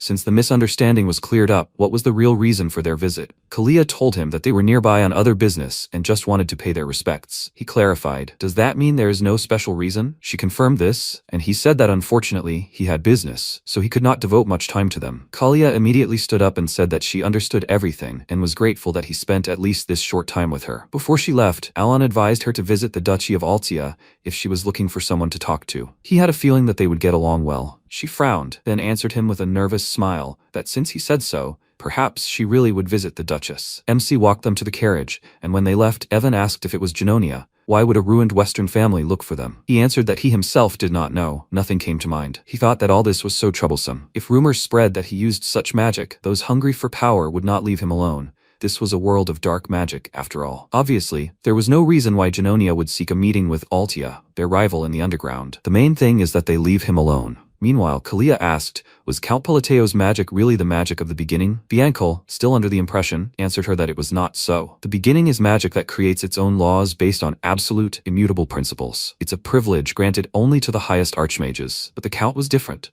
He himself had destroyed the foundations. He had overturned the unshakable principles, activated lightning, and torn all the foundations apart. But even after all that, he had still materialized magic. It was an inexplicable miracle, but the most important thing came later. He had summoned a forgotten god. Remembering the creature's gaze, he immediately clutched his head and said that he needed to stop thinking about it. It was dangerous to go on. He had once earned praise for his pursuit of ancient knowledge, exploring what people called the magic of a forgotten era. So she should take his word for it. She would do better not to oppose Count Palateo. She smiled nervously and noted that this meant there was no point in trying to understand his intentions.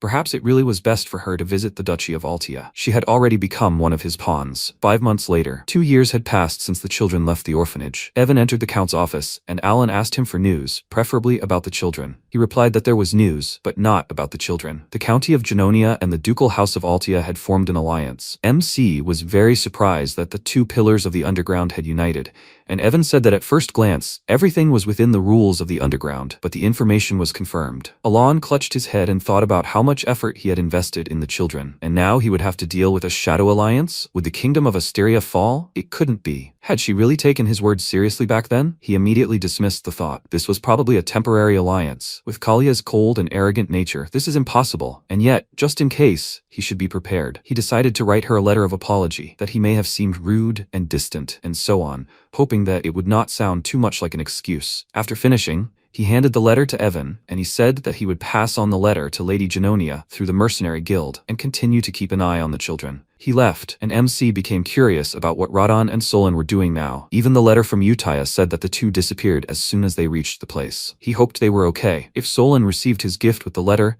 she could have acquired the symbol of the warrior. It is a glove that, when worn, increases the chance of a critical hit by 20%. And the description for it reads, if she did not bear the sin of pride, she would have become not a fallen sinner, but a great warrior. He even told her about a hidden treasure that she could use if necessary. With her talent, she could earn a living. After all, this is a country where the world can be conquered by force. Meanwhile, in a desert country called Coloni, Solon was now wandering in one of the caves. She stretched and said that the test was finally over, after which she looked at her glove and thanked the great moon for this gift. She thought that the essence of this glove was just some kind of talisman. What she heard as a child was not a fairy tale or fiction. Her mother told her about the Lord of the Golden Mane tribe, that they were his descendants, the kings of all beastmen. The main thing for the Golden Mane tribe is a legendary relic, passed down for hundreds of years. It grants them strength and divine authority. She received this treasure and passed all the trials and challenges in her world. Now one thing is clear to her, the great moon is her patron, and he saved her life, granting her the power to avenge the black dragon who killed her parents. Now she must repay him for this favor. A flame flared from her glove, and she waved her hand with abandon, thinking that surely the true meaning of the gift was not for her to become a simple warrior,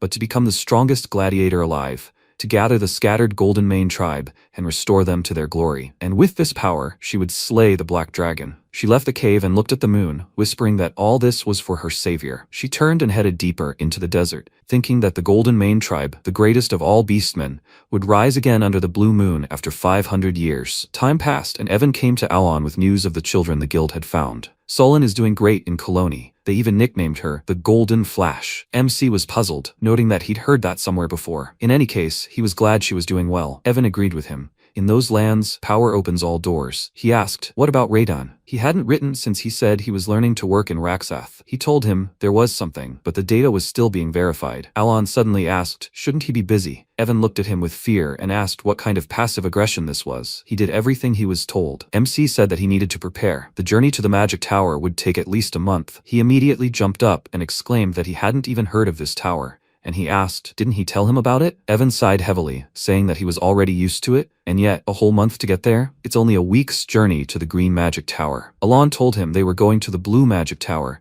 and he said he understood everything now. It was near the labyrinth, so it was a long way. He headed for the office exit, saying he'd start packing right away. When MC was alone, he stretched out on the couch and sighed heavily. Just the thought of having to ride in a carriage for a whole month made him tired, but it couldn't be helped. The item that would help his tiny mana reserve was right there. The labyrinth brought back memories. He'd spent a lot of time there in the game. The labyrinth in the city center is the main character leveling location in Psychedelia. The deeper you go, the higher your level and the better the loot. However, although many players have been the labyrinth, no one has ever reached the end. One player even reached the 150th floor using cheats, only to discover there were many more floors below. Just like in the game, relics and artifacts are constantly being discovered there. So the profession of magic appraiser is wildly popular and guarantees a comfortable life. Renee said she would soon be taking the appraiser exam, and with her talent, she would pass without a problem. But he feels like his gift to Renee is too small compared to the others. This thing only helps appraise equipment. He will need to help her if the gift is not enough. The labyrinthine city of Lartania is a city ruled by no one, a city of explorers and mercenaries. After passing countless shops, in the corner of the southern district, you can find a secret appraiser's shop called Murd. This shop, which quietly gained popularity thanks to its unique services,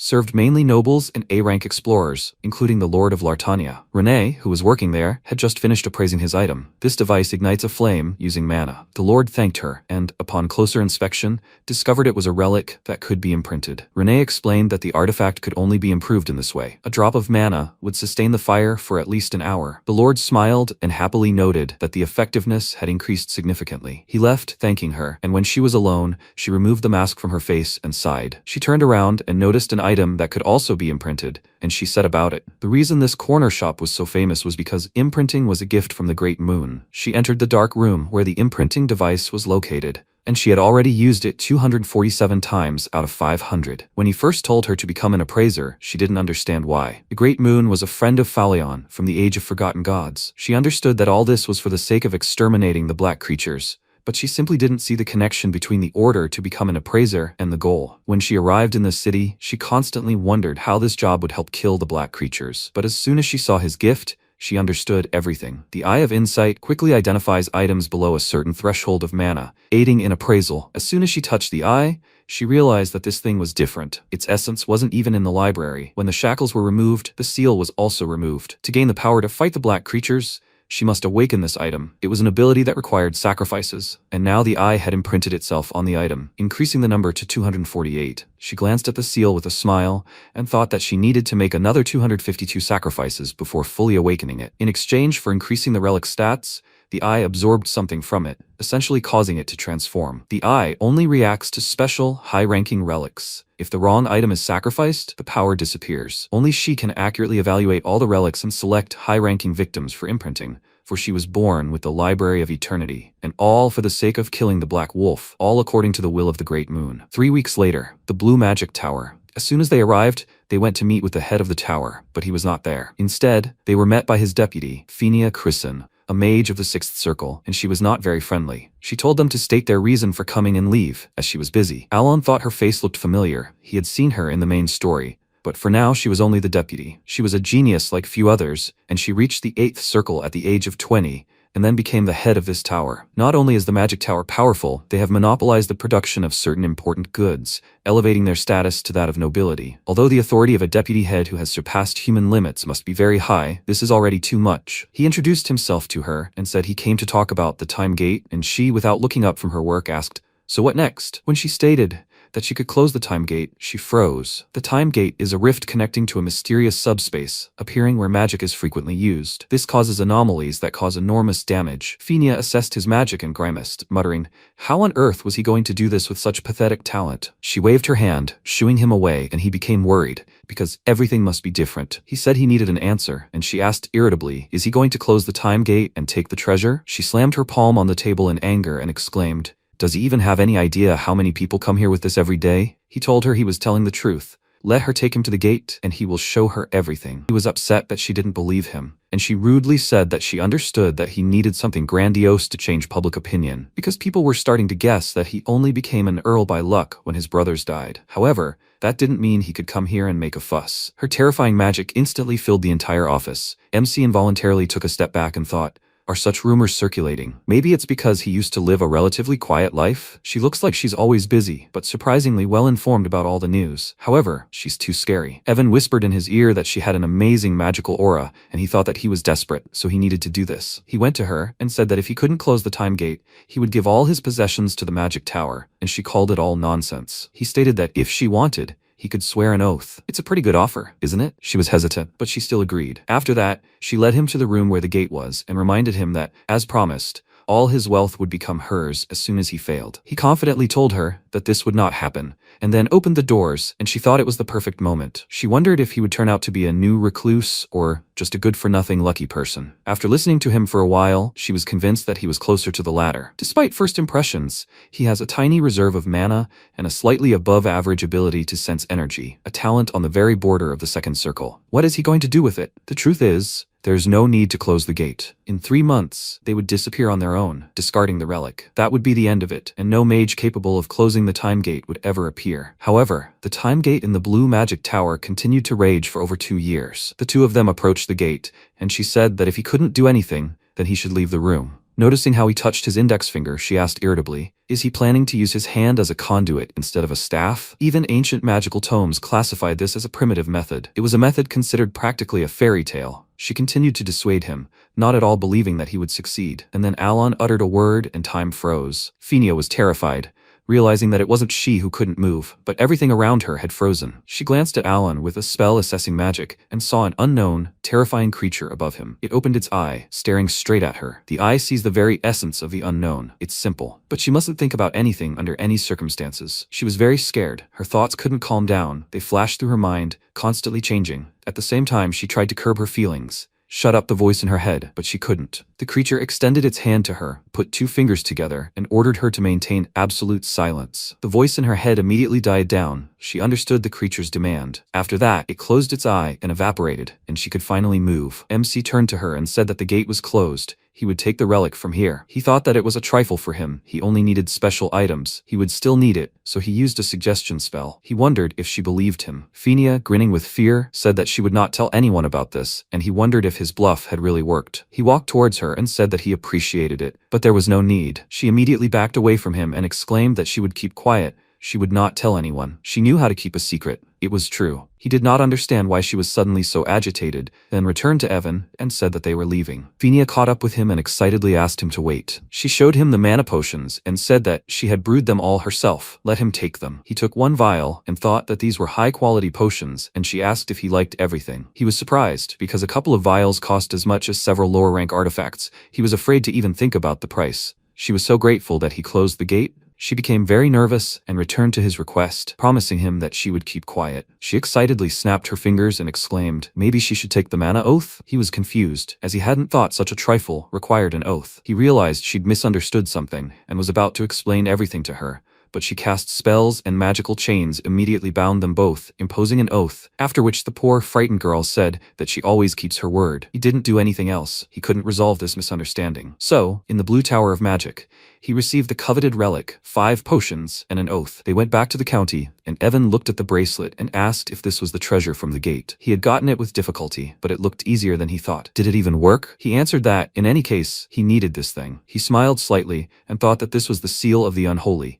He was glad that he got it without any problems. The stone in the bracelet absorbs mana from the air and stores it. It works perfectly. The capacity is small, but for his crumbs, mana is more than enough. He glanced out the window and thought with a heavy sigh that his body has less mana than this thing, but his goal is exploration and survival, not battle, so this will be enough. Now he wonders what she was thinking. This sudden politeness is suspicious. She even came out to see them to the carriage, and he, to avoid misunderstanding, said that he was a mage of the second circle. She smiled nervously and said that he looked exactly like a mage of the second circle. Of course, this could not be fixed. Last time Kalia reacted the same way, he was still worried. But it does not matter anymore. He will not see them again anyway, so everything will be fine. He noted that the weather is fine today, and Evan agreed with him. Meanwhile, in the Duchy of Altia, Loria met Lady Genonia and said that they had not seen each other for a long time. She should make herself at home. Kalia smiled and replied that she hadn't changed a bit and was glad to see her. Loria remarked that it was convenient that they didn't have to share power or discuss status, and she agreed. Count Palladio's insight was astounding again. She recalled his words and thought that by following his advice, she had quickly grasped his true intentions. During their conversation, they both realized they were inferior to Palatio. In any case, this alliance was created by Count Palateo's will. Since the struggle for power is meaningless in the face of an absolute leader, Genonia and Altia became close allies. Loria said the meeting was scheduled for next month. What was the purpose of her visit today? She replied that the Count had sent a letter, using her visit as a pretext. She placed the letter on the table, and Loria read it. The letter spoke of noble families and how they didn't have many friends among them. Kalia said it looked like a simple letter of apology, but Loria understood everything without her saying it. There must be a hidden meaning. Kalia smiled slightly nervously and suggested that she discuss it. They began discussing the line where he talks about having few friends, and the conversation turned to the faction of royalists, aristocrats, and others. And they concluded he doesn't like either aristocrats or royalists. Does that mean he wants to kill them all? Loria noted that they should think rationally, and Kalia agreed with her. Then he wants to remove the current nobility and establish a new regime. That's the conclusion they came to together. Loria sighed wearily and said that now she understood everything. He was simply interested in Altia's prestige. If the hegemon of the West is with him, then of course. Kalia agreed with her, and they decided to discuss the plan. Meanwhile, in the Blue Tower of Magic, the tower's lord finally returned, and his second-in-command told him about the closing of the gate. He was surprised and asked her to tell him everything in more detail, but she wasn't particularly eager, so the pieces of the crazy puzzle accidentally fell into place. At this time, the Count decided to take a break, but suddenly he coughed while eating, and Evan asked if he was okay. He told him that he choked on a sweet potato and took the water from Evan's hands, saying that it was still delicious. He wanted to hurry home. It was time for a letter from Utia to arrive. At this time, she was in the Holy Kingdom, serving as a nun, as the Great Moon ordered. What did Phineas say when the master of the tower and also her teacher returned? Cillian Micardo, a mage of the 8th Circle, looked into the office in search of his student and said that he no longer felt the gate. What happened? Phineas looked at him with a devastated look and said that she had finished the work he assigned her. Seeing his student in such a state, he became worried and wondered if something serious had happened. She wasn't even angry at him like usual. He approached her and asked what had happened, but she no longer answered him. Ever since she had become Deputy Tower Master at such a young age, thanks to her talent, her arrogance and frivolity had skyrocketed. She always brought poor newcomers to tears. However, he had no intention of correcting her character, because she was sincere about magic. As soon as she reached the 7th Circle, she would immediately realize the futility of her achievements and become more modest. The situation was rather strange. He laughed awkwardly and said that his business trip to the north had been delayed this time. Had she had too much work in his absence? She clutched her head, then raised her tired gaze to him and told him about the gate. He asked if she couldn't give details because of her oath. She told him that, in fact, there wasn't much to tell. That was all she could say. He patted her head with a satisfied grin, thinking that she had been subdued by incomprehensible magic, or rather, by the magic of the beginning. Was she so frightened that she didn't even fight off his hand? He was very interested in this Count Palateo from the Kingdom of Asteria. A month had passed since returning from the Blue Tower of Magic. Having received the Seal of the Unholy, Alan had seriously begun researching phrases, since he could now use magic more often. The rules for phrases had also been expanded. Using similar phrases could cause an overlapping effect. It seemed he needed to properly set up a certain phrase beforehand. He wrote down the rule and looked around, saying that perhaps there was a connection with the location and method of installation, but he wasn't sure. Evan approached him and noted that his magic was getting stronger each time. It hadn't been like 2nd Circle magic before, but now it was on a completely different level compared to a couple of months ago. MC glanced at the huge depression in the ground and agreed, saying that a normal gravity spell couldn't create such a crater. Gravity, 2nd Circle magic. Even at maximum power, it wouldn't be enough to crush someone to death. He thought. He imagined himself getting stronger. Maybe it wasn't an illusion? If there was a reason for the increase in power, it wasn't due to skills or phrases. Increasing magical mastery means increasing precision and understanding, and phrases are more like triggers that change attributes. He spent months studying the array of phrases for gravity, and lately he'd been alternating almost the same phrases. In the end, he discovered that the power only increases gradually as the structure optimizes. He said he must have imagined it. Otherwise, the numbers wouldn't add up. There's no reason for such a sudden jump in power. Maybe he's just in good shape. Evan said he brought him a letter from Utia. It had just been delivered. Alon thanked him and decided to go to his room and read this in silence. Evan asked if he had finished training yet. He answered that he could only cast magic 3 times a day now. Afterwards, he thought, since he had reached the limit, maybe this was a reward for the curse. What was the reason for the sudden increase in his magic? A curse is an Eastern ritual in which the caster sacrifices himself to cast a curse on another or himself. Under the influence of the curse, the target suffers a loss but receives a reward as compensation. There are no Easterners in his circle, so it is unlikely. Maybe he receives the energy of faith, but that's nonsense. He is the count of a small kingdom that even the criminal underworld ignores. He decided not to dwell on it. Sometimes it's better to ignore it and move on. It can't get any worse, right? The Holy Kingdom of Rosario, the capital of Rionel, a snow-white city where people worship the goddess of the moon and peace, Chironia. Utia was now in the Eastern Prayer House. She was standing by the statue and praying when a paladin named Rourke approached her and greeted her. She turned to him with a smile and greeted him back, and he thought that she was a nun of lower rank than a paladin and did not even wear the belt of holy grace. However, he was obliged to show respect. He bowed to her and told her that this time they saved 8 children and 25 adults in small villages to the east and west, all thanks to her. She said that it was all thanks to his good deeds, to which he replied that it was she who guided him, an ignoramus, and he would always be grateful for it. He spent 20 years in despair because he did not even feel the divine power, and when he was on the verge of giving up, she came to him and said that if he thirsted so much, then he should try to believe in the moon. He didn't understand what she was talking about, and she said he would understand when he tried it himself. He was so desperate that he was ready to do anything. He prayed for several days, as she ordered, and miraculously mastered divine power. He was so happy, but he succumbed to a momentary temptation and believed in the moon, not the goddess. He was afraid that he had stepped onto the path of heresy. However, all power bestowed by the gods is one. Even the artifacts of the goddess shone in his hands, confirming his divine power. One day he asked her why she told him to believe in the moon. She answered him, because faith is born from an invisible conviction, but takes time to manifest. It is much easier to draw strength from something that really exists. The moon will always be with them. He looked at the sky and said that he understood, because the goddess is the moon itself. This is a way for people of little faith to find firm faith. He bowed to her and thanked her with all his heart, and now she offered him to pray together if he wanted to express his gratitude. He answered her with a smile that he was ready to do it again and again, and she noticed that he had come just in time for prayer. There were already so many people there. They entered the temple. Utia walked along the rows of gathered believers to the altar, after which she opened the book and waved her hand, inviting them all to pray to their Lord, the Great Moon. Utia Bledia, now a nun of the Holy Kingdom of Rosario. MC read her latest letter, but there was nothing special in it either,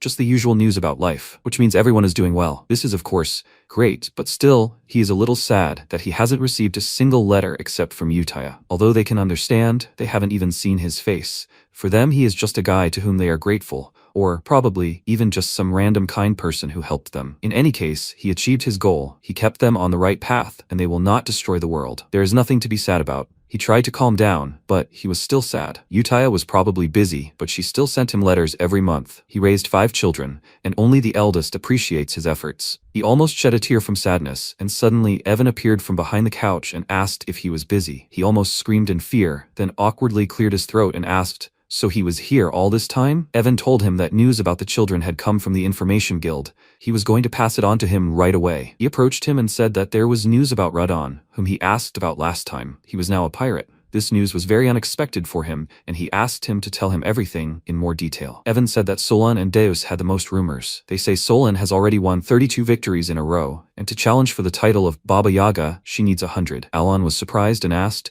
"Who is the fighter with the longest winning streak?" He answered, "The Lion King, with 41 victories." He thought, isn't this that cool character that temporarily joins your party in the game? Coloni has so many monsters that they rely on fighters as their military might, and she's almost reached the top. Evan moved on to the news about Deus. Rumor has it that they destroyed one of the 8 barbarian chieftains, Kurga of the Snowfield. They are monsters who became superhumans through rituals. He knows them, right? MC thought he knew them too well. In the game, he had to fight barbarians and even deal with their god, Altertus. He's glad he doesn't have to deal with that. Altertus appears only after the descent of the 5 great sins. Going through that episode was a real headache. He said he thought Deus was no longer a worry, and Evan said that after such a feat he was treated like the first swordsman, Reinhardt. This made Alan curious, and he thought about meeting him in person. That would be nice. Evan said that Renee, who had become an appraiser, was said to cast black seals that enhance the power of artifacts. MC noted that she was doing quite well on her own, but the most important thing remained. Expecting the worst, he nervously asked, what about Radon? Had he really become a pirate? Evan asked if he had heard of the 7 archipelagos off the coast of Rax. Great pirates live there. They say he became a captain and rules the largest of them, the first archipelago. Alon clutched his head in horror and thought that this couldn't be true. He had sponsored the child for years.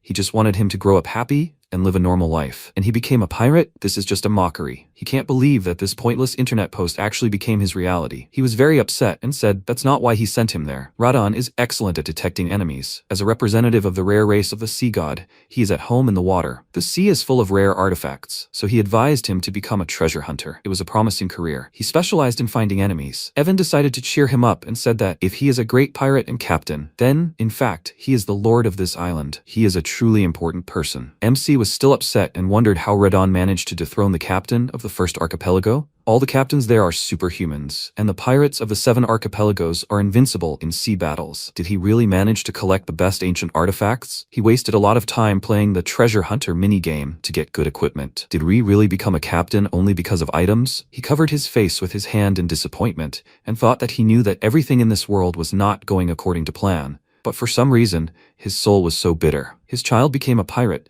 and the realization of this completely despaired him. The heart of the Duchy of Korkia, the great sea city of Raksath, and in the waters before it, 7 pirate paradise islands stretched. The largest paradise among them is the first archipelago. Once upon a time, a captain ruled here who received the blessing of the heavenly king through sacrifice. The great pirate, the red assassin, Alcraid, and whoever defeated him became the new captain of the first archipelago. Radon surveyed his domain from a high tower and smiled, but one thought still bothered him. He scratched his head in confusion and wondered who the Great Moon even was. Before, he hadn't cared. He hadn't really thought about it. At first, he was only grateful to it. He would have died a slave to the experiments. But thanks to it, he met Utaya and even awakened his abilities. To be honest, in the Blue Moon, he was just following Utaya. So when a direct order finally came from the Great Moon, he didn't understand it. Was there even any point in becoming a treasure hunter? He even found it disgusting. On an unknown island, his peaceful family was slaughtered by these black creatures. On the continent he barely escaped to, hunters killed his exhausted parents and sold him into slavery. He didn't think that being a treasure hunter or this gift would help him achieve his revenge. He decided to pretend to obey and went there. He saw a ship making noise and setting off fireworks,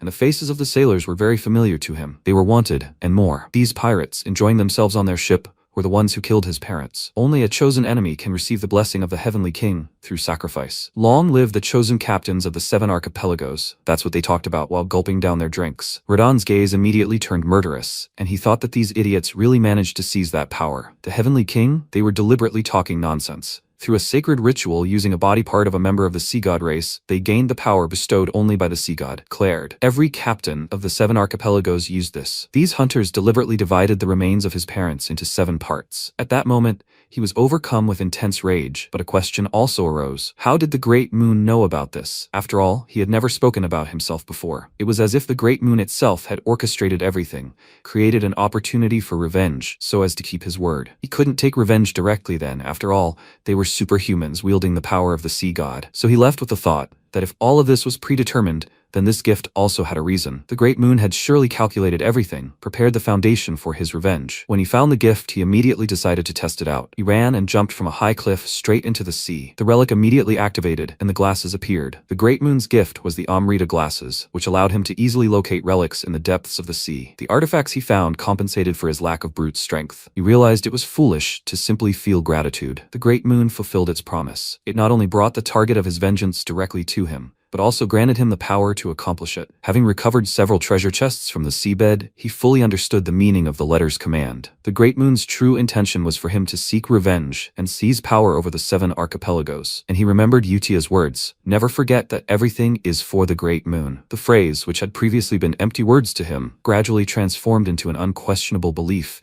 and was carefully engraved on his heart. Everything is for the Great Moon. 3 months later, when the stifling heat had subsided, autumn arrived, the time when Asteria holds the Great Gathering, which happens every 2 years. Alon was also forced to participate. They were heading to the meeting place, and the whole way he was whining about how much he hated it all. 2 carriages pulled out from other roads adjacent to the main one, and Evan, glancing at them, told the Count that, as usual, the Krild and Edorn families were also involved. MC was irritated by all this, but such were traditions. You need to unite in groups to fight off bandits. And when they reached the inn in the evening, he realized one thing. Nobles are much worse than bandits. The 2 immediately started attacking him with questions, not letting him drink in peace. They wanted to know why he only had 1 guard. The rumors were true. He really had snuck south.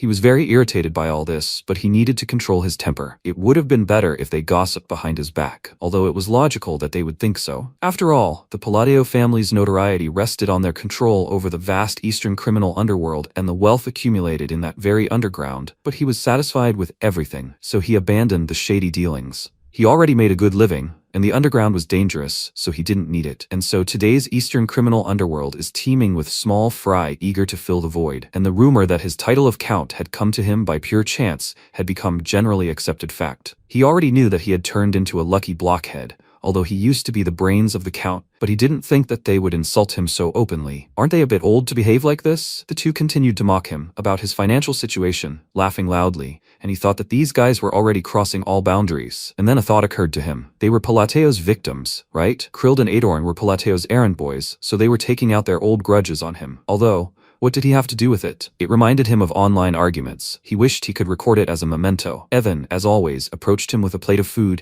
and noted that they were still arguing. Alon decided to simply ignore them and asked where he'd been. He told him he'd stopped in the kitchen and gotten some roasted corn. He remarked that it looked quite appetizing, after which the two of them began to eat, and he thought that food was always divine, especially on such a quiet evening. The two began rhyming insults like rapping, but he continued to ignore them and said that the corn was quite tasty. Evan remarked that it would be better with butter, and the two were furious that he was completely ignoring their words. Fast forward to the north, a land of bitter cold overrun by barbarians. Only the gray sun shines here, as if reminding that there is no life here. One of the surviving barbarians from the recent massacre whispered in rage that these dogs of Caliburn know nothing of honor. He, the great Kirkhan, one of the 8 barbarian chieftains, was defeated. For barbarians who worship battle, death in combat is the highest honor. However, the knight Caliburn deceived them, claiming he wanted a fair duel. And so Kirkhan was defeated by a blow to the back. He tried to get up, but the wound took its toll, and he fell back exhausted. Lying in the snow awaiting death, he wondered what had become of Kurga of the snowfields. He glanced at the threads of the knight captain and the broken blades lying nearby, and told his friend that a shameful fate had befallen him.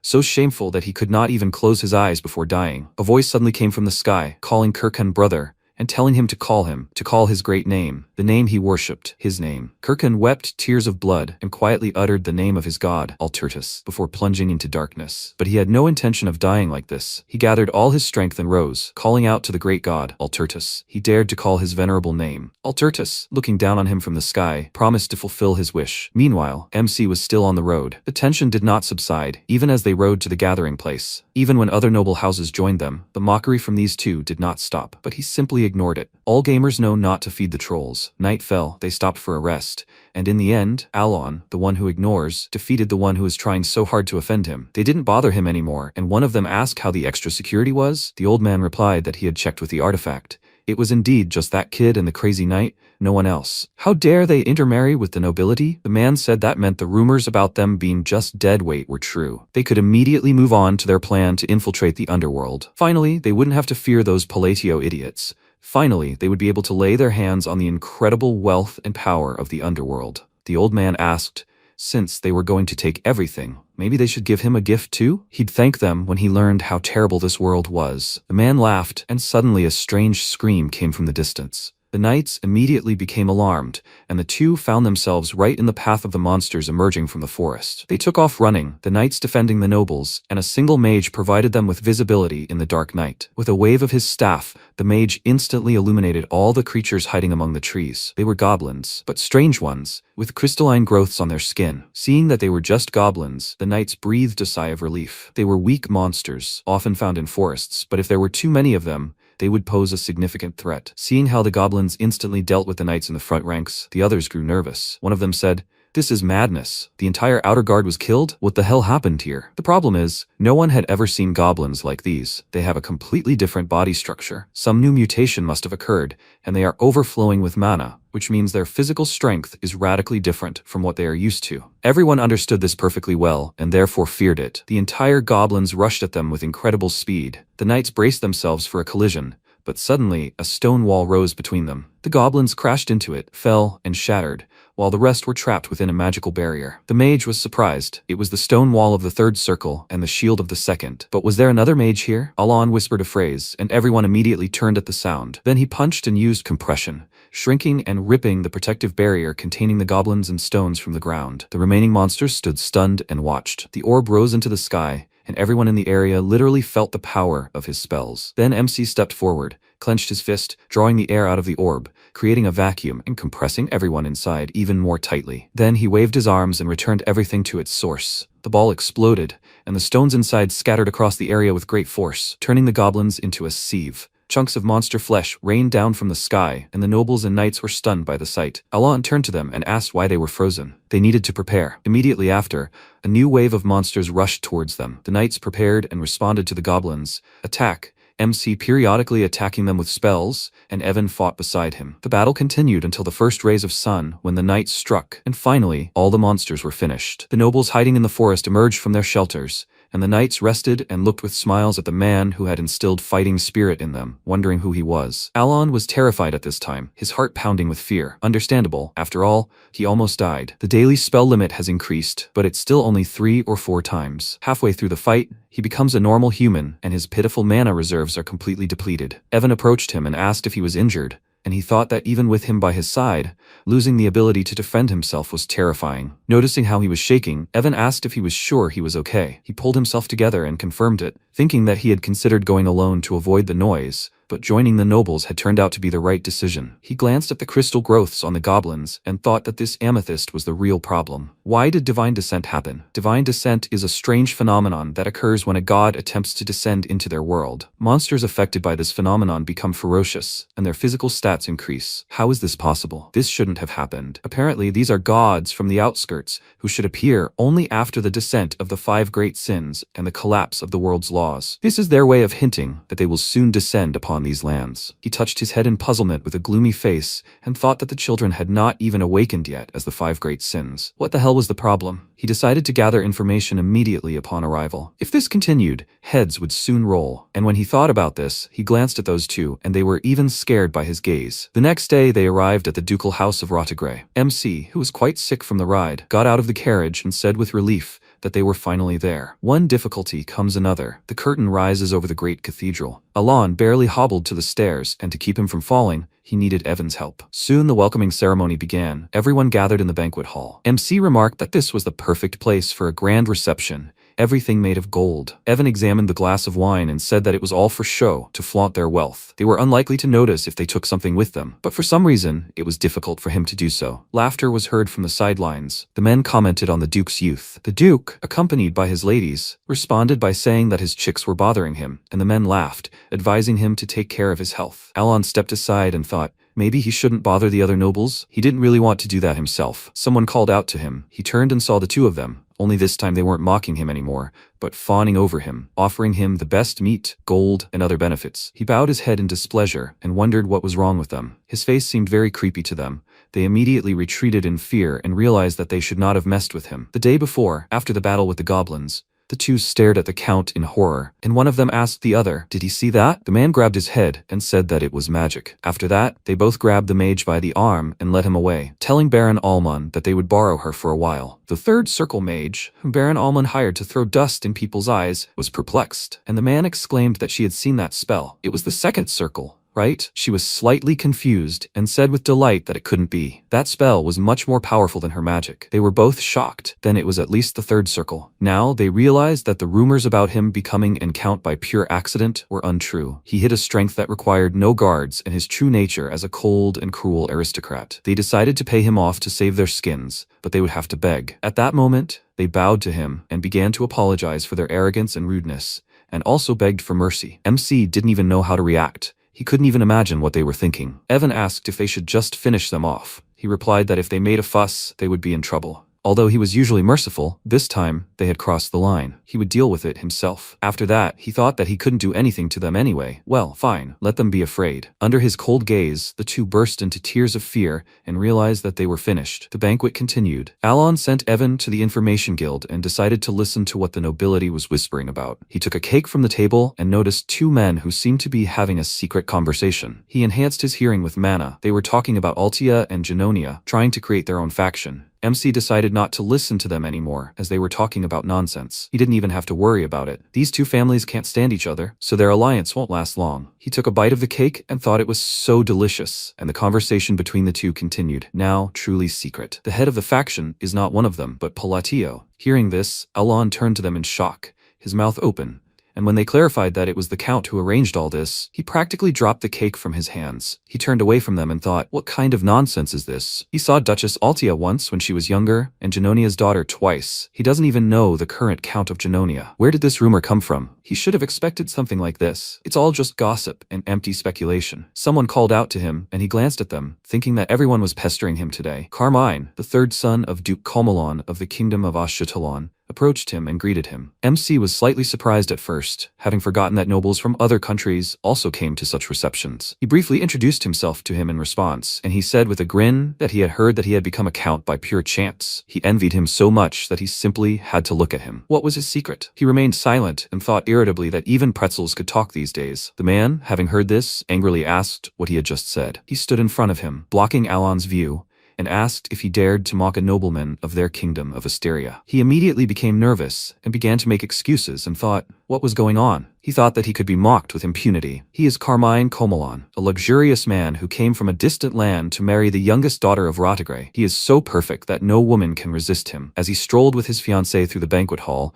he noticed two ladies passing by and remarked that one could do with losing weight, while the other had a rather large nose. His fiancée was disgusted by all this, and when he turned to compliment her, she couldn't stand it and slapped him. After which she left, suggesting that he reconsider their engagement. He was very surprised and didn't understand at all why the wedding was called off and his fiancée left so hastily. Sadness quickly gave way to anger. After all, he had come all this way for this. And then Count Politeo caught his eye. He had heard that he was a brat without connections, which made him the perfect target for letting off steam. But he was wrong, and now three aristocrats were pressuring him. Looking at them, MC thought that a very interesting situation was developing. Although he was far from politics, he knew these three by sight. The Duke of Rodigra, an important figure among the nobles, the Marquis of Mardanio, an important figure among the royalists, and Count Palin, the center of the moderate faction. And these three have now stood up for him. They are the pillars of the kingdom of Asteria. The Duke of Rottigray said that Duke Comelon must despise them, and he exclaimed that this was not so at all. Then Palin asked why he addressed a nobleman with such disrespect. He bowed his head like a guilty puppy and said that he was mistaken, and the Marquis replied that the point was that he had shown him disdain. Alan thought how disgusted they must be that these three, who barely knew him, had rushed to his defense. He kept wondering why this scene seemed familiar. It was the same in the army. It even brought back some childhood traumas. Unable to withstand the pressure, Carmine ran away in tears, apologizing to him, after which the three turned their attention to Alan and began bombarding him with questions about whether he was okay. He felt uneasy from all the attention and heard a snippet of the two men's conversation. If such important people were fussing, the rumors seemed to be true. If Altia and Janonia got involved in politics, the power of Count Politeo, their leader, would become limitless. MC rubbed his neck tiredly and wondered if this was all because of that rumor. If this continued, there would be problems. Maybe he should explain to them that it was all nonsense? Marzik Mardanio told him that he hadn't really spoken to him, and Rodigris said he must be very busy. They didn't let him get a word in. The Marquis said he'd heard he'd been studying magic lately. He just happened to come across an excellent artifact and wanted to give him a mana accumulator. Other nobles also wanted to give him a gift, and Alan wondered if he should tell them it was a mistake. But he couldn't resist the temptation and remained silent, and so he received 2 magical artifacts and 5 mana potions. At dawn, in Duke Rodigray's outbuilding, Marquis Mardanio met with a mysterious woman in black, and she asked how everything had gone. He replied that, fortunately, he had accepted the gift. Modest gifts among nobles are simply a sign of politeness, but valuables such as artifacts carry deep meaning. For someone wishing to join a faction, presenting a gift to its leader signifies a desire to join it. The woman said with a smile that she was glad to hear that he had been accepted. He laughed and said that it was all thanks to her, and then she congratulated him on joining the faction. Now they officially pursued the same goal. This woman turned out to be Duchess Altia. He said it was a great honor, and they all readily agreed. A member of the Altia family, who rarely makes moves, personally appeared and spoke only with a select few. Surely, having selected the necessary cards, they were forced to undergo an initiation rite through bribery. Rumors spread like wildfire. This is the new political course, and the Marquis decided with all his might to seize this chance. Loria said with a smile that they could finally act seriously. Even on the 4th day of the banquet, MC was not deprived of attention. He thought that for some reason the trophies were piling up one after another. Most likely, they were courting him because of false rumors about his connection with Altia and Janonia. For now, he will simply take their gifts. They will not take them back, will they? He grinned slyly, and suddenly Evan put his hand on his shoulder and called out, which startled him. Evan asked why he was so surprised. He caught his breath and told him that he was just thinking for a second. After that, they moved to a quieter place to talk, and Evan told him about the disturbing news. A god had descended in the north. Evan said that they said Caliburn was currently in trouble. According to ancient texts, it is assumed that the meaty monsters are connected with the outer gods. He asked, what about the information he requested? He answered him that the man he was looking for was in that village north of Ashudalon. He remarked that this was excellent. They would stop there on the way. They needed to go to Caliburn. Evan asked in surprise, so suddenly, why did they need to go there? Was he really going north? He answered that he would explain everything on the way and ordered him to prepare for departure immediately. Evan left, and he clutched his head and sighed heavily. He so hoped it wouldn't come to this. Catastrophic entities on the level of the 5 great sins, outer gods. It was impossible to predict which outer god would appear and when the divine descent would occur. So he tried to gather information and act proactively, but he didn't expect it to happen so soon. Since he had seen hundreds of possible scenarios in the game, the ending was obvious. The allied kingdoms would collapse and then disappear altogether, waging senseless wars on a land defiled by otherworldly forces, and then his life would be destroyed in an instant. He had come up with a plan for this, but after the descent, the outer god needed several months to stabilize before awakening as a living deity. While they were in the form of heroic spirits and couldn't use their full power, targeting them was the best option. He wrote the letter and thought that there were no guarantees, but he had to try. It was the only way. He sealed it and wondered what that child would like. A week later, the knight brought Deus a letter, and when he saw who it was from, he was very surprised. He ordered his deputy to tell everyone that the departure to the north was delayed for 2 weeks. By this time, Alan reached Pakara, a village north of Ashudalon. He looked at the cheerful boy in front of him and thought that he did not expect to find him so easily. The boy spread his arms out to the sides, greeting him, and he thought that he really stood out. He is one of the main game characters in Psychedelia 11. Apparently, the protagonist remains the protagonist everywhere. He looks very much like himself in the game. He is a boy, right? He is too handsome. He leaned towards him and asked if he knew who he was. He replied that he was just glad to meet a new person. His name is Elivan. MC thought that no matter how different this world is from the game, the protagonist remains the protagonist. Sooner or later, he will become famous and powerful. He noticed that he was a very bright boy, and a thought flashed through his mind that it was strange to be standing in front of the character he had played before. He gave him a bag of coins, and he took out a coin from it and asked in surprise, "Is it gold?" Alan waved his hand at Evan, and he immediately opened a case with potions in front of the boy,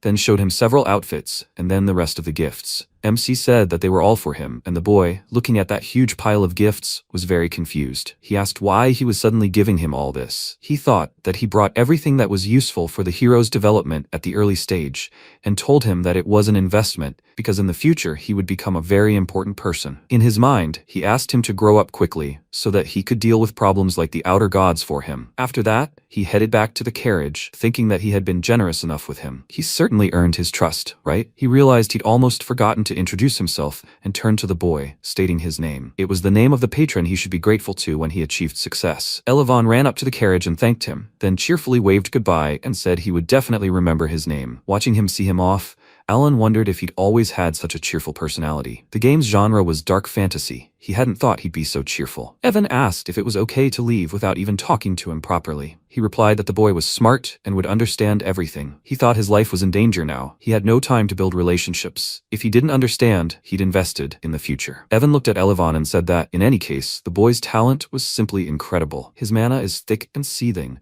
and despite his simple clothes, he was clearly wearing artifacts. MC said he felt the mana too. According to the game's plot, he's supposed to be an ordinary guy before the adventure begins. Perhaps this is another unexpected butterfly effect that distinguishes this world from the game, especially considering he's the main character. However, he just needs to stick to the easy life plan. The stronger he is, the better. His investment will pay off. After all, Elivan is one of the few good guys in this dark fantasy world, so there's nothing to worry about. And then something suddenly worried him. He asked Evan if he thought they would meet Deus. He'd never been to the orphanage because he was afraid, but who would have thought things would turn out like this? Evan told him he was sure it would happen, and seeing how nervous his lord was, he added the word probably. 10 days later, they arrived in the capital of Caliburn, Kirtham. Right now, they were standing at the northern gate of the city, waiting their turn to enter. Evan sighed heavily and said he was so exhausted, and Alan remarked that a long journey always tires. Evan said that if it weren't for that strange labyrinth at the end, he would have been more cheerful. Before arriving in the capital, they had traveled so many places in search of artifacts, in preparation for the battle with the outer god. And Alan had also collected gifts for Deus. He was like a father who wanted to give his son the best. Evan peered out of the carriage, noting that their turn would soon be up,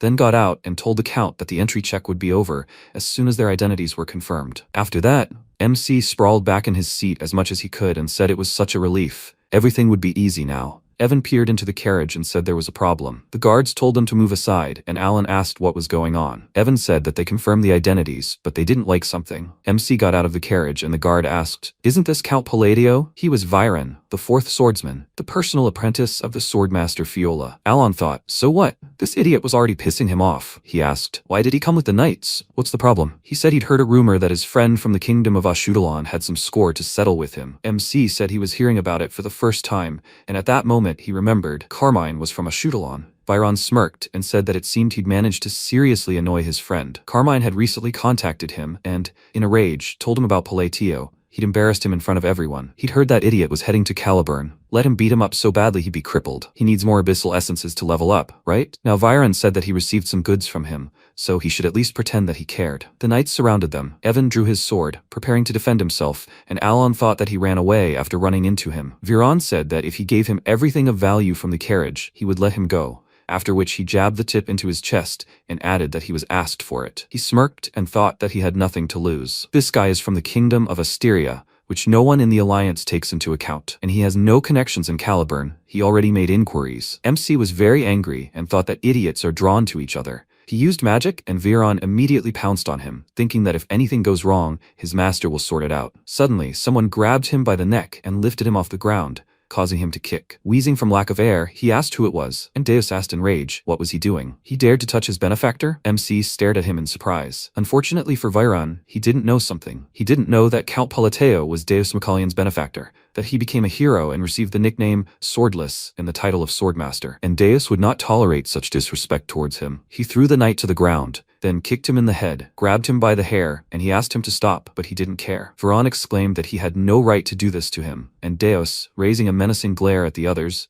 said that if anyone moved even an inch, they would be in trouble. They shuddered in fear. He kicked the knight in the chest, throwing him aside, and he hit his back against a tree trunk. Alan was shocked. He realized that this knight was Deus. At this time, he ran up to his attacker and told him to be grateful for the circumstances, that he could not finish him off right now. Just as Viren had time to more or less come to his senses, another blow followed right to the head. But Deus did not stop there. He began to beat him from all sides, not even letting him move. And Evan noted that he hit him well, and MC thought, did he just call him his benefactor? He was so touched, and did not pay attention at all to how brutally he was beating him. He thought he would be grateful for raising him, but he decided that he had forgotten him, and would not even say hello, because he did not receive a single letter from him. He has a feeling that all his efforts in raising him paid off. Meanwhile, Deus pinned the knight to a tree, and Alan watched him with a proud smile, thinking about how good he'd grown. He'd become a real beauty. He was very pleased and said he was proud to have raised his son well, and Evan asked, he understands that his son is beating up a man, right? MC ignored him, wiping away tears of joy. He was a son, after all, who stood up for his father, who was wronged in a foreign land. Deus pinned the knight to the ground, making him cough up blood, and he wondered why his son was so cute. His mind finally returned. He looked at the pile of blood and the beaten boy, wondering if this was too much. Having finished with him, Deus headed toward his benefactor. And then he remembered that he was destined to become one of the 5 deadly sins. He was frightened by his son's approach, but contrary to all expectations, Deus bowed low to him, then looked up at him with a smile and said that he would escort him. The knights were shocked by this change of mood. Meanwhile, in the north, Delman, Caliburn's 3rd swordsman and captain of the Knightly Order of the Scarlet Flame, marked the captured territory with his banner, and shouted that one of the 8 great clans had been destroyed, a victory for the Order of the Scarlet Flame. The knights joyfully raised their swords, celebrating their victory, and then decided to return to base to regroup. But Delman didn't seem particularly pleased. He closed his eyes and thought that with such achievements, he would not yield to someone who had just become a swordmaster, even if he had to use dirty tricks that no one would know about. Caliburn and the barbarians had long adhered to the rules of war, respecting each other's honor, but he deceived Kirkhan and dealt with him when he emerged alone, along with a detachment of scouts. In this spirit, he successfully exterminated the entire clan. Since this idiot had killed Kurga of the Snowfields, he needed a clear outcome from the expedition. Kirkhan's body had disappeared during the battle. The barbarians had likely hidden it. Even if he were still alive, he should have died of poison by now. In any case, everything would be over as soon as he returned to Caliburn and reported this achievement. In high spirits, they headed to the base, but something terrible awaited them there. The forward base was destroyed, the knights were killed, and in the midst of this bloody carnage stood Kirkhan, who had come to take revenge on Delman. The knight immediately lit his sword with flame and wondered what that aura was, Kirkan was definitely supposed to die. And then the barbarian spoke not in his own voice, but that of his deity. Why had they desecrated the great and sacred duel of honor? Delman felt the terror that devoured even a superhuman capable of taking hundreds of lives with a single sword strike. Delman whispered fearfully that he was not Kirkan. Who was he? The barbarian leaped toward him and ordered him to fight, and he responded by striking him with his sword, hurling a powerful stream of flame at him, and asked if it wasn't his own fault for believing the word duel on the battlefield. The barbarian dodged his attack and said he had climbed too high for a human. This was his last chance. Let him fight him. The captain ordered his knights to prepare for battle, and the god called him a mortal without honor. He would not grant such a barbarian an honorable death. He waved his fingers, and the bodies of the dead knights began to move. They began to rise, screaming that they were in pain, that they wanted to die. Delman and the others were horrified by this sight, and the deity took advantage of this and cut off his arm. The knights screamed in pain. Then the god struck the ground, throwing the knights into the air. He then kicked them several times, killing them in midair. The next blow landed on Delman. The barbarian pierced his chest, and he asked, "Who is he?" He pulled his hand out of him, and he fell onto the snow and immediately began writhing in pain, begging him to kill him. The god looked at his hand and said that he welcomed all the savages of this place, created from the dead, who were denied death in the bloody Colosseum. He, the god of all barbarians, Altertus, the father of duels, personally wishes to grant them an honorable death. Let them prove that they are not savages through dueling. At this time, the crippled Viren was led away and Deus offered to escort him to Alon. The knights were shocked that Swordless himself bowed his head. In Caliburn, the ambitions of Deus Macallion, Swordless, are as high as the heavens. He wasn't punished for beating up the second prince who was harassing his sister. He was never polite to anyone except the king. That's why it's so shocking that he bowed his head to a count from a foreign country. For Swordless to bow his head, who is this Count of Palatio? Deus had kindly provided his benefactor with his luxurious carriage, and he thought it would attract a lot of attention. Evan told him to go ahead and he would follow the carriage. Soon the carriage arrived at a huge mansion and MC thought, does that mean Deus lives here? Deus led him inside, and as they walked down the corridor in complete silence, Alan thought that this silence was suffocating him. His act was very touching, but maybe he was uncomfortable with it. He would get straight to the point. That was the best way to show respect. They entered the reception area and MC called out to him, saying that he had a favor to ask of him. That was the reason he was here. Deus looked at him in surprise and clarified, did he say a request? He confirmed it, and he mentally noted that it was a request, not an order. Alon asked if that was strange. He was already thinking that he considered him completely shameless, and Deus said that they would continue when they sat down. He sat him down on a chair, the most honorable place, and he himself sat on the sofa, which embarrassed him a little, but in fact, he liked it. He treated him like a father. He said that he had 2 requests of him. He understood that this might be a burden, but he needed to go north. Could he accompany him? He didn't even listen to the end and happily agreed, which took MC by surprise and thought, so quickly? Deus said that he was just getting ready for an expedition to the north, and he realized that it wasn't because of him that he agreed so quickly. Now the request is more difficult. He asked if he could borrow the madman's ring from the Caliburn treasury. Meanwhile, the knight arrived to the vice captain, informing him that he had returned from a mission. He praised him, thinking that he shouldn't have been particularly worried, since the captain himself had taken on the escort. Hearing this, Shelley said that her brother must have a very important guest, and the vice captain laughed. Some time ago, the captain had told him that he would shift his plans in the north by 2 weeks, and when he asked about the reason, Deus said with a smile that his benefactor would soon be here. Now, the vice captain thought for a moment and said that he had never seen him like this. Count Paleteo from the kingdom of Asteria had arrived. Upon hearing his name, she was greatly surprised. Alan, meanwhile, asked Deus about the ring and thought that it was an unreasonable request that would put him in debt to the royal family,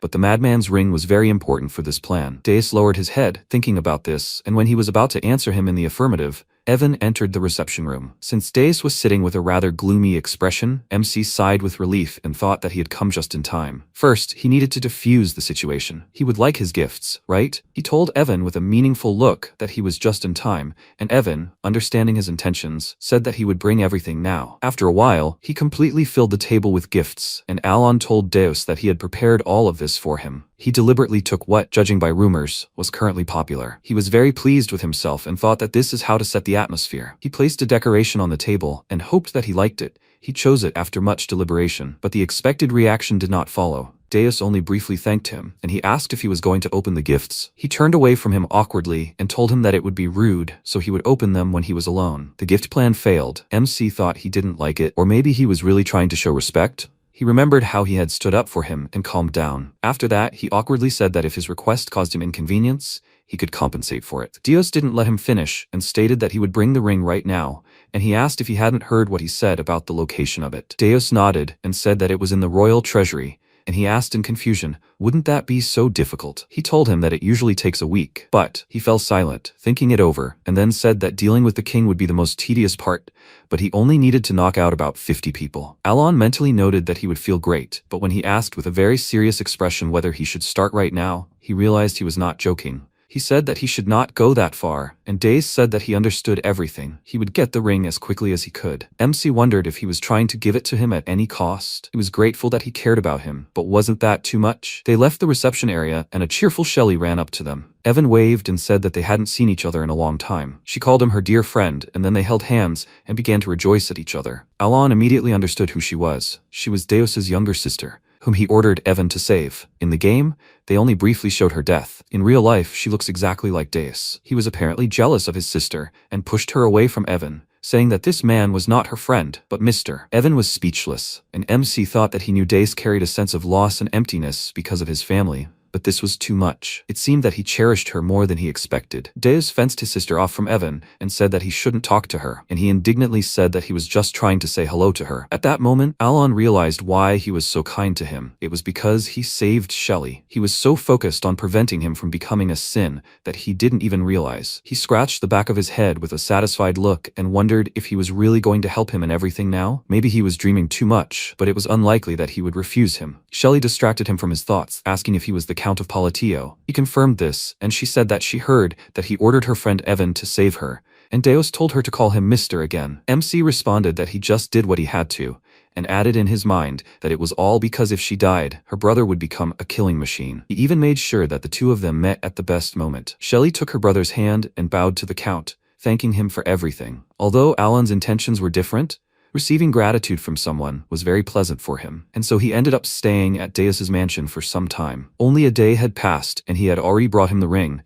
and he asked how he was able to get it so quickly. At that moment, Evan burst into his room and excitedly said that he just heard something very strange. He came closer to him and whispered that Deus was causing a commotion in the palace, demanding the ring. The second prince even received a couple of slaps from him, and MC was shocked by this news. And so, after 3 days of preparation, he set out on a northern expedition with the Knights of the Solar Eclipse. 2 weeks later, terrible news poured in from a forward outpost post on the northern border of Caliburn. The death of the captain of the Knights of the Scarlet Flame, a wounded swordsman, and a barbarian leading an army of the dead. The knights called a meeting and discussed retreat. The Viscount exclaimed in rage, "Are they suggesting they turn around?" The man said he had seen it himself. The soldiers were seriously wounded. The first swordsman had gone into seclusion, so they had no chance of winning against them. Deus clapped his hands, ending the argument, and everyone fell silent. Fiola, Caliburn's fourth swordsman and captain of the Knights of the Order of Preservation, said that everyone's opinion was important, but they would continue when they calmed down. After that, he and Deus left the tent, and one of them asked, "So the outer god is clearing their bases with his undead?" The third swordsman, Delman, died at the eastern base. The second swordsman, Kiriana, was seriously wounded at the western base. Deus noted that these terrible visions were starting to reach them even here, and Fiola agreed with him. They were consumed by ominous mana, a strange redness. It was a chilling flow of mana, visible only to those who had reached this level and opened their eyes to it. He said that the ominous aura continued to attract his gaze. Perhaps retreat really was the best option. Deus saw smoke coming from behind the tent and immediately went there. Alon was there, frying sweet potatoes and practicing spells at the same time. Deus wondered, where did he even get this idea? A girl's irritated voice was heard from the side. Venia called the knights idiots and exclaimed that she had already said that the treatment was finished, and there was nothing more she could do. She's only here to research the barbarian ritual. The man asked, aren't people more important than research? Let her do it just once. Deus wondered if the Knightly Order of the Silver Shadow, swordswoman Kiriana, and the deputy master of the Blue Magic Tower were here. Venia headed in his direction, irritably telling the wounded that all they could do now was watch. She glanced at Deus and angrily ordered him out of the way. And then her expression changed in an instant when she saw Alon looking at her with a creepy gaze. He waved at her and said that he had been told she would come. After all, it was true. She couldn't just leave and had to fry potatoes with him. Trembling and stuttering with fear, she said that she didn't have any supplies of the medicine he asked for. The manufacturing process was terribly long, and she was very busy right now, so she couldn't do anything. He, as coldly as always, said that he had high hopes for her, but he understood everything. He thought he was probably asking too much, and the girl was terrified by his tone and exclaimed that she could definitely do anything. His mood lifted slightly, and he said that they had been tight with finances lately, so the payment might be a little delayed. She waved her hands excitedly and said that it was her debt. 1 gold coin would be enough. He did not refuse such a generous offer, and she smiled broadly, and her subordinates, who had just approached them, practically dropped everything from their hands in surprise. They had never seen her smile, and they were shocked, and he had just knocked the price down by a couple of 100 gold coins. Unable to talk to him anymore, Phinia quickly ran away, saying that she would get down to business right away, and her subordinates turned admiring glances to the Count and thought it was simply amazing. Soon the meeting was called again, but as soon as they sat down, Fiola jumped up from his chair, sensing an ominous aura. Deus stood up after him and grabbed his sword, announcing that they were under attack. An army of the undead began to approach the camp, and the knights immediately rushed to the attack, already suffering their first losses. Phinia intervened, casting a spell that sent ice spikes piercing the enemy's bodies before exploding. Meanwhile, Deus quickly decimated the enemy with his sword, then looked up and declared that they were approaching. Phinia raised her head and saw despair radiating overwhelming power. Lightning flashed, and a god descended from the sky, causing a shockwave. Alturtus declared this to be simply barbaric, not even thinking of atoning for the sins of those who had lost their honor. Fiola immediately charged, rushing toward him at high speed and slashing his sword into his chest, but it couldn't even wound him. His sword of ultimate speed had no effect. Alturtus waved his hand, knocking him aside, and declared that he who had abandoned honor, who had rejected the nobility of his soul, would not be granted an honorable death. Fiola's headless body fell nearby, and the knights were horrified by the sight and by the fact that he had died so simply. MC approached Alturtus and greeted him respectfully, saying that in accordance with Alturtus's oath, in order to fulfill the Great Covenant, he demanded a duel of Babylon. The god chuckled, lightning flashed in the sky, and he noted that he knew the oath of their era. It was unexpected, but he welcomed it. With a snap of his fingers, the dead stopped attacking and began to form a circle. The blood that poured from them created the arena's barriers, and the god told Elon that this was a bloody Colosseum, where outsiders were not allowed. He, Alturtus, accepted the sacred duel of Babylon under the shadow of a great vow. MC immediately felt a terrible pressure from it and realized he had miscalculated. He hadn't thought that he was already so close to becoming a living god. The outer gods grow stronger the closer they get to descent. In their complete form, their power is equal to that of the 5 deadly sins. If he hadn't drunk the potion of exclusivity, he would already be unconscious. So this was his last chance before he fully awakened. The duel began. By the way, the Great Duel of Babylon in the Forgotten Era of the Gods is turn-based. Rule 1. The one challenged strikes first. Seeing the god attack, the knights scattered, surprised that the count didn't move. Rule 2. The defender is forbidden to move during their turn, and outside of it, they are forbidden to change position. Seeing him not moving, Alturtus exclaimed contentedly that this was excellent. He knew what honor was. Rule 3. Turns are divided into attack and defense. Roles alternate each round. Alon is on defense. It's his turn now. He took out a potion and cast a spell, thinking that a normal block against such an attack is pointless. Fixation, compaction, strengthening, deepening.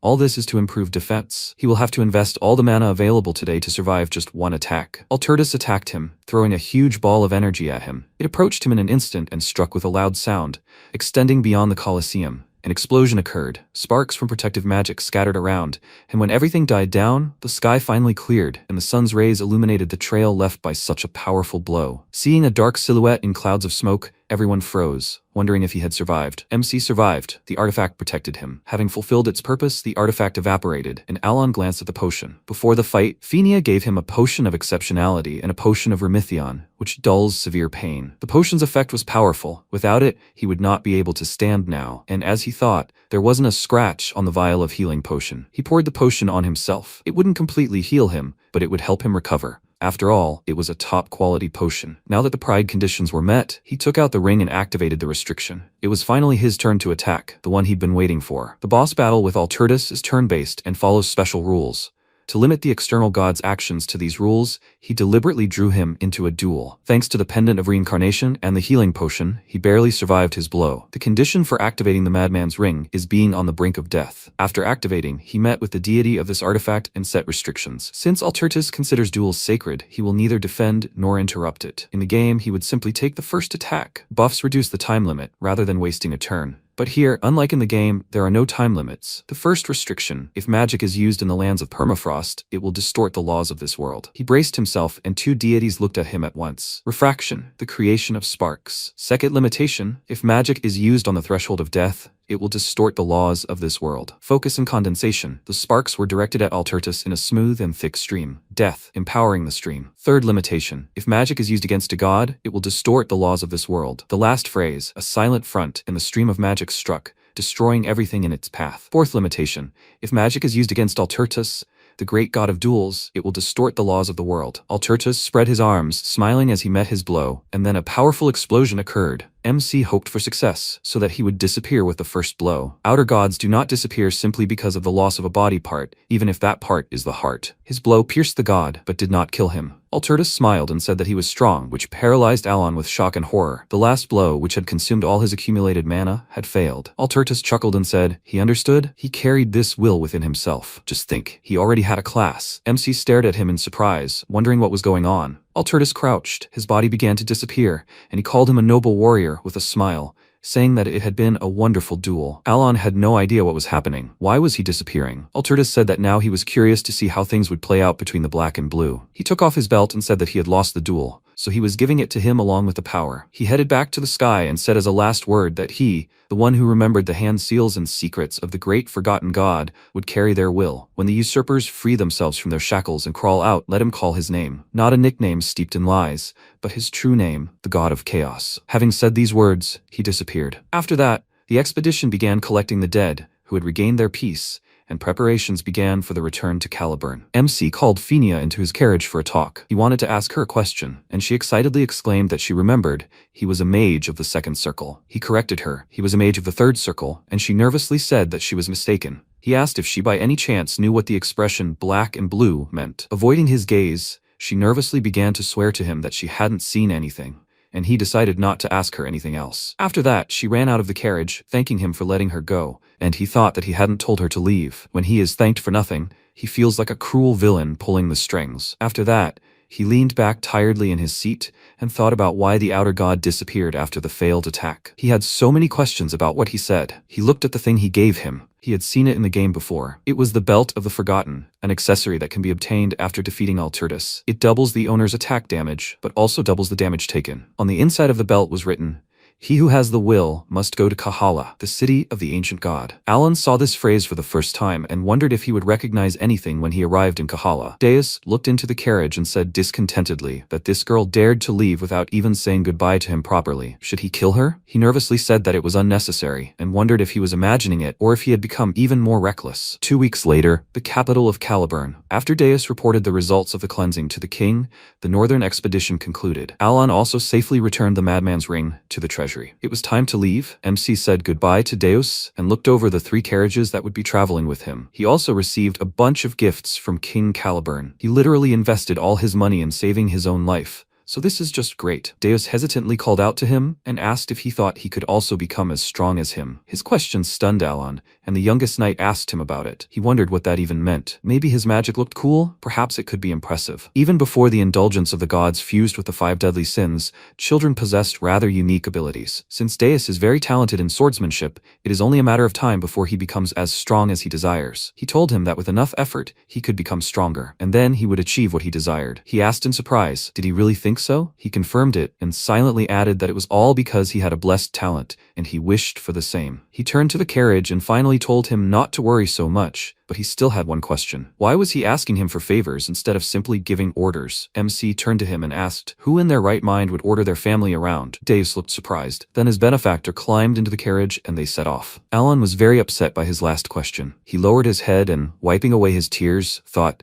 did he think all this time that he had some ulterior motive for sponsoring him? He sponsored him with his own money, purely out of good intentions, and it didn't matter that initially he wanted to stop the awakening of the 5 deadly sins. Now he understands why they say being a parent is a thankless job. Night fell. Deus returned to his reception room and sorted through all of his gifts. He followed him to repay his kindness, but ended up receiving even more from him. An idea occurred to him. He folded his fingers like Alon and extended his hand, uttering the phrase, silent front. But unlike his benefactor, he was unsuccessful. He waved his hand a few times and felt slightly embarrassed, thinking that he wished he had the same talent for magic as him. After that, he glanced at his gifts and thought, so they are family? After a long journey, MC finally reached his beloved home. He went into the office and said that 3 whole months had passed. He was so tired, he needed to lie down first. But there, on the desk, a pile of documents was waiting for him, greeting him with open arms. He immediately slammed the door and ran away, thinking this was his bedroom. But his conscience did not allow him to rest. He returned to the office and decided to first sort out this pile of papers and then rest. This is the life of a Korean clerk, apparently. He will not have the opportunity to rest peacefully,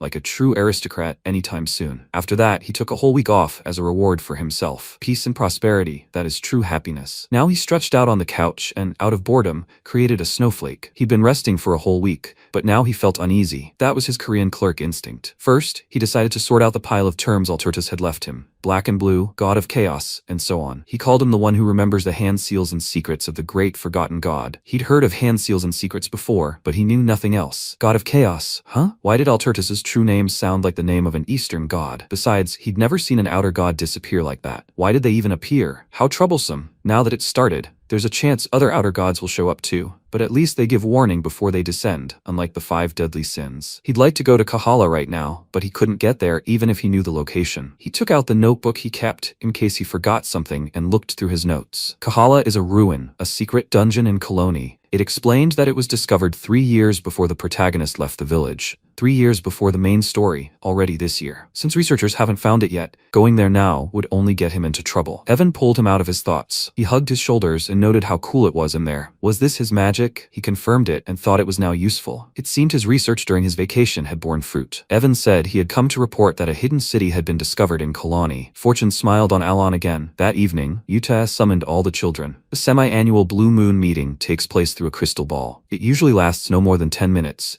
But this time, it was different. Solon said they said the Great Moon had visited Caliburn. What was it like to see it in person? Dace, who was usually taciturn, decided to tell them everything in detail. Radon was surprised, and Solon exclaimed that she couldn't believe he was talking. He started from the very beginning, and after 50 minutes, the story finally reached the fight. When everyone was trembling with fear and despair, the Great Moon calmly stepped forward. He thinks he foresaw everything and prepared his magic in advance. Although, how did he even know about the duel? He really does know everything in the world. Everyone except Utaya was already tired of listening to him. Solon asked him to stop, but he said that the most important thing was just beginning. No one could have foreseen this fatal blow, but the Great Moon managed it. It was simply amazing. And just then, he began to prepare his real attack. They could no longer listen to him. Solon mentally asked Utaya to stop him, but she, on the contrary, supported him, and she clutched her head, realizing that it was all over. 2 hours later, Dace finally finished. He awkwardly coughed into his fist and apologized to them for babbling. Now they'll see each other in 6 months. Utaya said with a smile that she hadn't had this much fun in a long time, after which the 2 of them passed out, and the other 3 remained because they fell asleep. That day,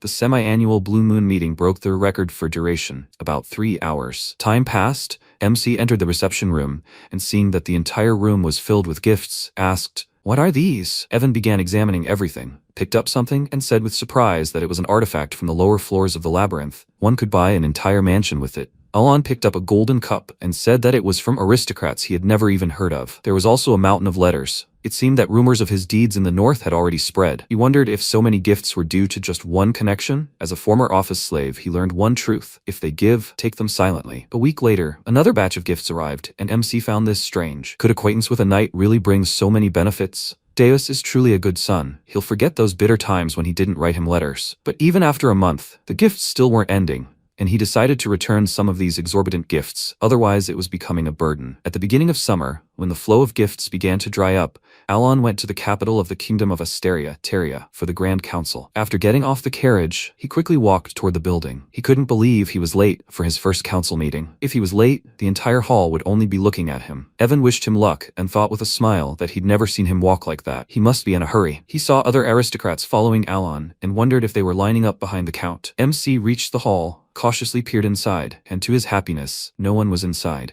meaning he wasn't late. He looked around the room and thought that the seats on the left were for the royalists, and on the right were for the aristocratic faction. He had studied everything in advance, so the seats in the center were for the neutrals. He decided to sit in the back row and then saw the aristocrats staring at him terrifyingly and thought, weren't they all standing outside? Maybe they were angry that he sat at the very end? Then he would move to the middle. He wanted to sit down, but the aristocrats followed him and silently glared at him, which made him uneasy. In the end, they drove him to the very front row, and when they took the seats behind him, he thought, they put him in the front row so they wouldn't have to sit there themselves? That's quite logical. There's nothing good about sitting in the same row as the faction leaders. So the council meeting began. First, the man announced that the recently created Kalpa faction had received the right to vote.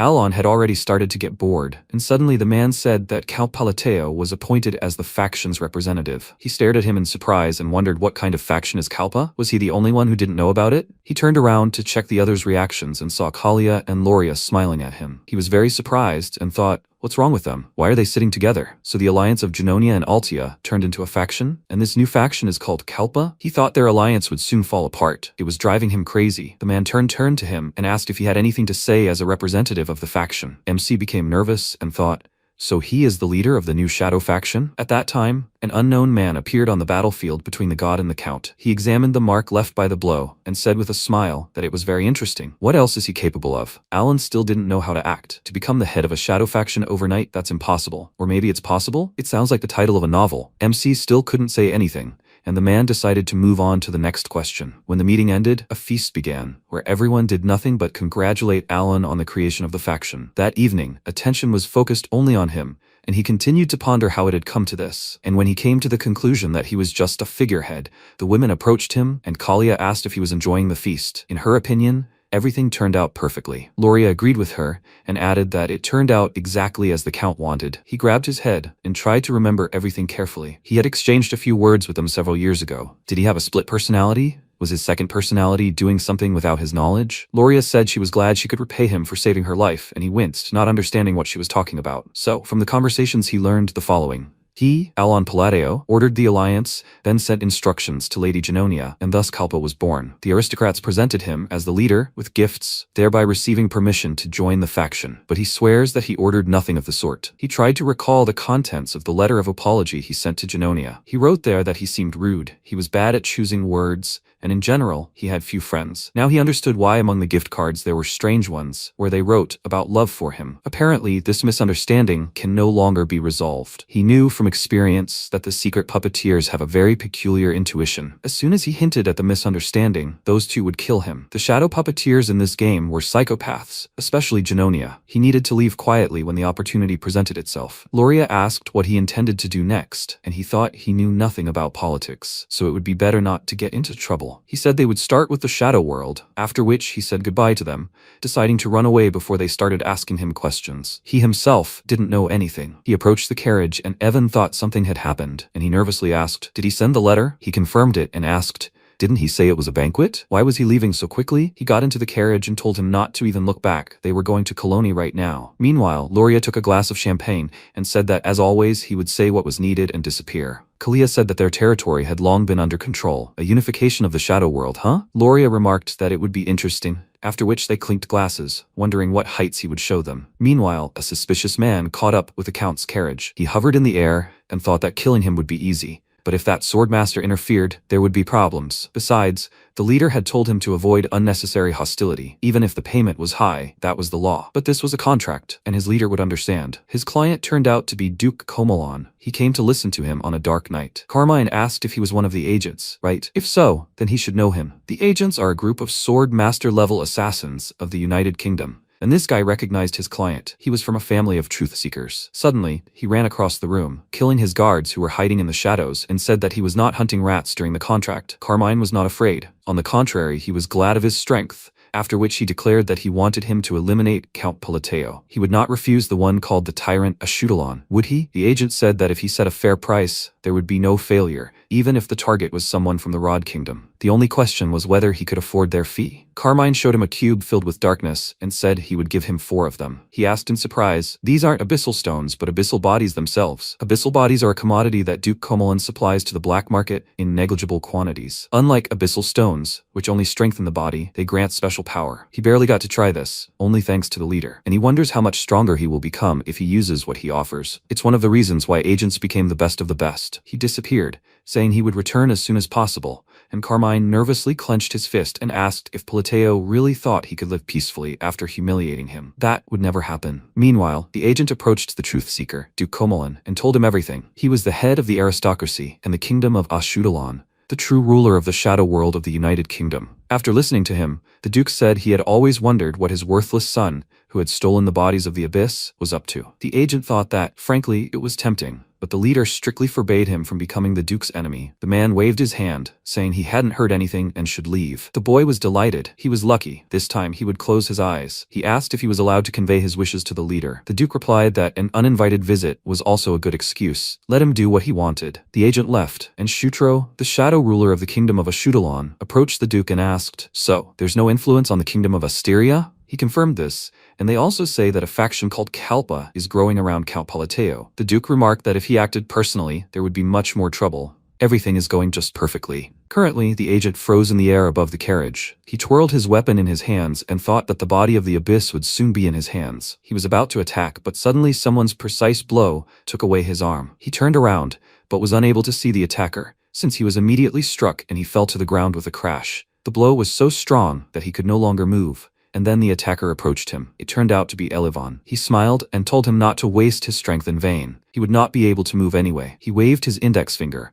an unknown force throwing it into the air, and then sauntered towards the carriage and said that he was very sorry. All this time he followed the Count, making sure that nothing threatened him, and thought that if the target was not the Count, then that guy would not have to die by his hand. He broke his weapon and disappeared. 5 days had passed since they left the council hall and headed straight to Colony. Right now, they were already in the desert, and it was so hot that MC felt like his lungs were frying. He still can't get used to the desert heat. The path also tired Evan. He said that he would like an ice crystal now. However, it costs as much as several mansions. Does he by any chance want to practice magic? For example, that spell that freezes the floor. He answered him that he told him that it was impossible yet. If he made a mistake, then trouble was inevitable. The knight said that no matter what happened, anything was better than roasting here alive. Alon looked out the window and said it was good they had joined the caravan, as they were completely unfamiliar with deserted roads. A girl riding in the next carriage asked what he was staring at. Was peeping his hobby? It was Lion Agulis, the daughter of the Red Tower's master, a 4th-rank mage, and she had an ice crystal in her carriage. MC told her that wasn't true at all. He didn't have such a hobby. Then she indignantly slammed the book she was reading shut and said he was feigning innocence, just like those idiots from the Blue Tower. Her carriage sped up, and he tiredly rubbed his neck,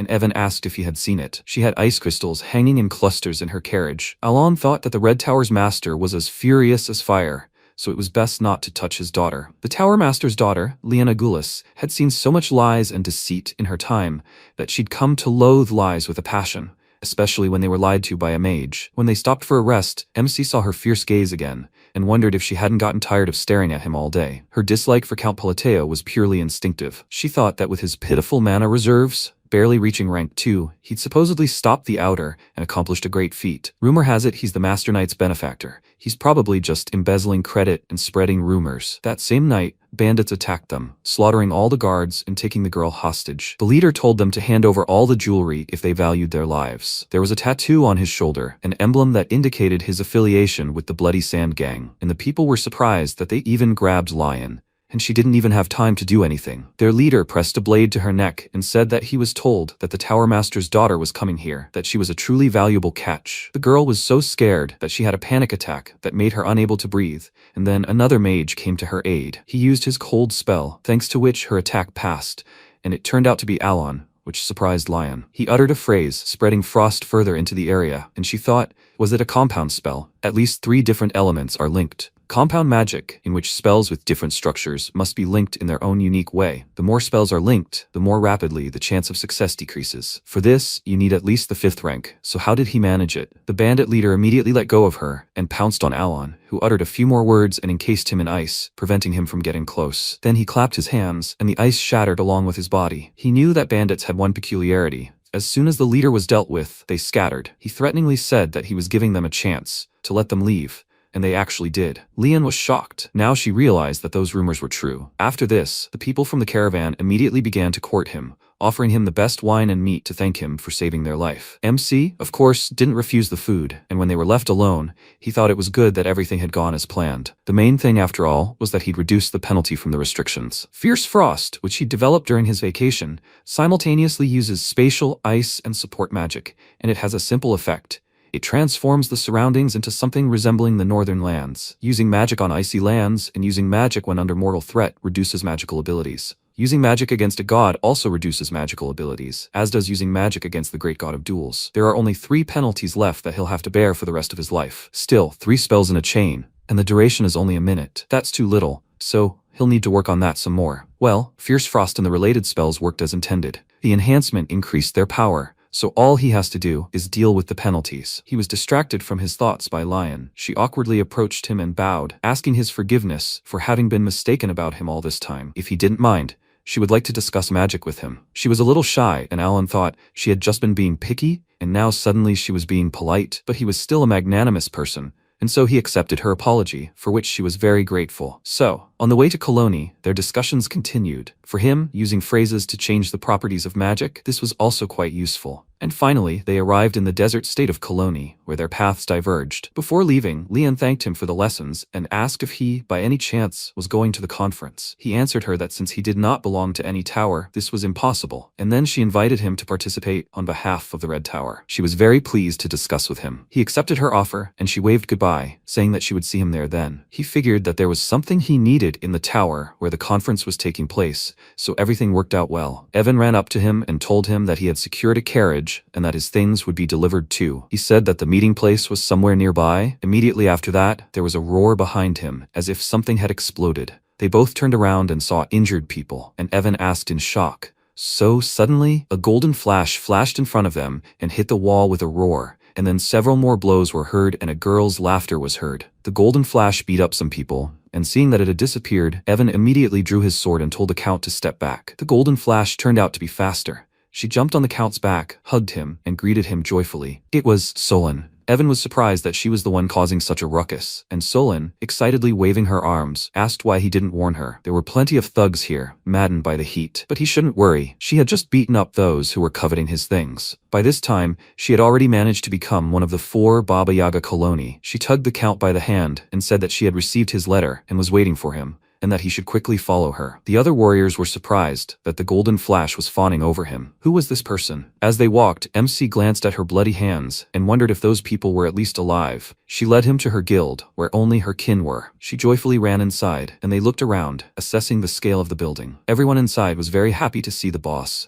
and she turned to Raug, asking if anything had happened while she was gone. He told her that everything was quiet, and then he turned to the Count and asked if he was the honored guest their boss had spoken of. He was glad to welcome him here. The boss had been waiting for him so much, sitting at the entrance to Colony every day. Solon led them into her office, happily patted the table, and jumped over it, offering them a seat. Alon remarked that she was doing an excellent job managing the guild, and she replied that because they were her family, she didn't need anyone else. Then she realized she had expressed herself incorrectly and became confused. She corrected herself, saying that she meant that she didn't need anyone else except her family, Utaya, and him. Although she and Utaya are not blood-related, he touched his chin in confusion and thought they hadn't really communicated, and he was already in 3rd place? That's pretty high. And how should he start a conversation about this now? If so, the choice was obvious. He glanced meaningfully at Evan, and he immediately understood everything, after which he brought a whole mountain of gifts, which Solon was very happy about. She excitedly waved her hands and said that she would help him, and he asked. She agreed so quickly. She heard everything, right? She answered him that even if they weren't family, the main thing was that he was her benefactor. She showed him her glove and said that thanks to him, they would be able to gather her kind. He thought in surprise, so the affection boost worked this time too? It seemed there was some truth in the description. In any case, everyone is so willing to help him.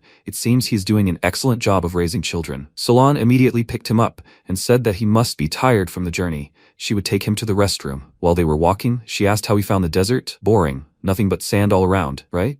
Evan said that the journey was difficult because it was hot and they were also attacked. Hearing this, Solon immediately lost all her joy, and MC told her that they were attacked by blood sand bandits. They say this often happens to merchants. He didn't want to meet them again. Of course, she read his words as an order. That same night, she went to the blood sand bandits' hideout and dealt with everyone who was in the main hall. After that, she ran to the storeroom where the others were hiding. With a golden flash, she quickly approached them, grabbed both by the necks, and then threw them forward with all her strength. After that, she looked at the man and asked, "He's the one in charge here, right?" Even though he was afraid, he still took out his sword and declared that he was Kalman's younger brother under the protection of the most powerful Baba Yaga. She decided to challenge his brother. She said that they were the first to touch her benefactor, and besides, she didn't want any problems. She blew up their entire base, and the next morning, Alon received news of this as soon as he woke up, which surprised him greatly, and Solon informed him about it personally. She proudly said that they had disappeared and would no longer cause problems. She was simply a genius. He was shocked and could only wonder what had happened that night. And then Solon clung to him and said that it was all her doing.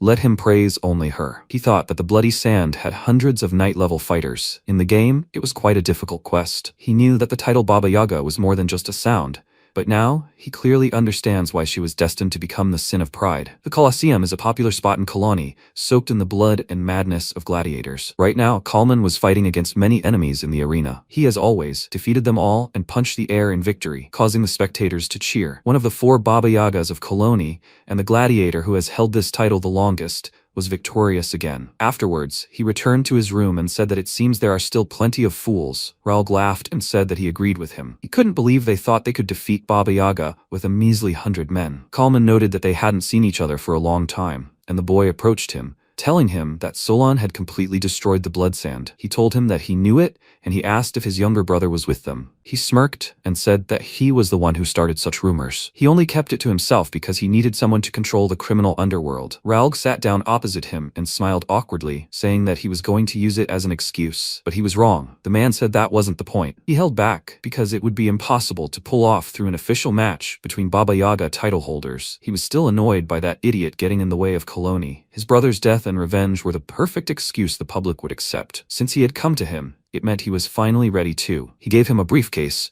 and inside was a gift from their father, the Seeker, the body of the abyss. Kalman said that with it he could gain power. Once they crushed his skull and absorbed the criminal underworld of Koloni, they could even make a move on the throne. Ralg said they could experiment. He wanted to see how long he could last. 2 days later, under the protection and guidance of the MC Guild, he set off for the ancient city of Kahala, and soon they arrived at the ruins. Solon escorted him to the entrance, and he entered alone with Evan. They walked through a dark cave for a while, then saw a light and followed it, emerging into a spacious cavern, the ancient city of Kahala. Evan let out a delighted sigh, and then a voice resounded in Alan's head, telling him that if he could hear his words, he should come to the tower. He separated from Evan and headed for the tower, while Alan waited below. As he was climbing, he thought that even in the game, he couldn't enter here. At the very top of the tower, there was a huge library where a certain entity was waiting for him. He said that since he could hear his voice, he at least met the minimum requirements. MC said that he came after hearing the words of the god of chaos, and he flew closer to him, asking with interest, "So, he knows his true name? Perhaps he should give him a chance." However, he lacks the power class to perceive what he can tell him. Alan said that the god of chaos said the same thing. What does this class even mean? He answered him that it is the standard by which the world judges him. The outer god will descend soon, let him deal with him. He asked, what will happen then? He answered him that then he will gain the right to talk to him. Since someone slightly better than those fools who only imitate magic has come, he can tell him something interesting. Magic is the law established by the sorcerer for this world. The magic of this world consists of a phrase, an order, and the embodiment of an essence. What is created by a phrase develops according to the order, and only when the name is spoken does it become magic. MC had never heard of such a thing,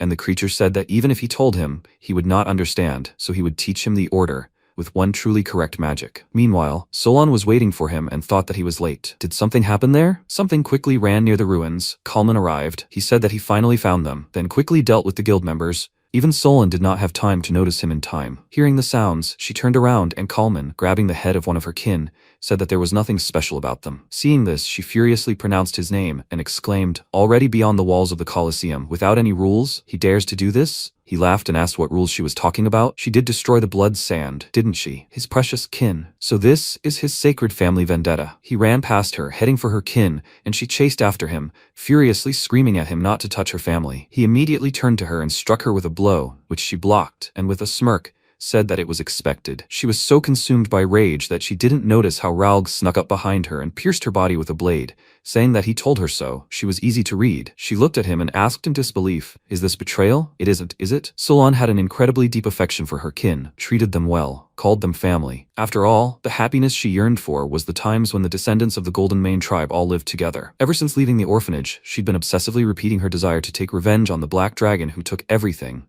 to gather her kin and restore their former happiness. The Golden Mane tribe were kings among the beastmen, but alas, not everyone shared these feelings. She quickly pulled away from Ralg, asking why he'd done it, and he said he was tired of playing family. Then Kalman pounced, telling him not to waste time and to kill her immediately. Before the blow landed, she managed to run away, her opponent shouting that she was dodging like a dirty rat. He prepared another blow with a smile.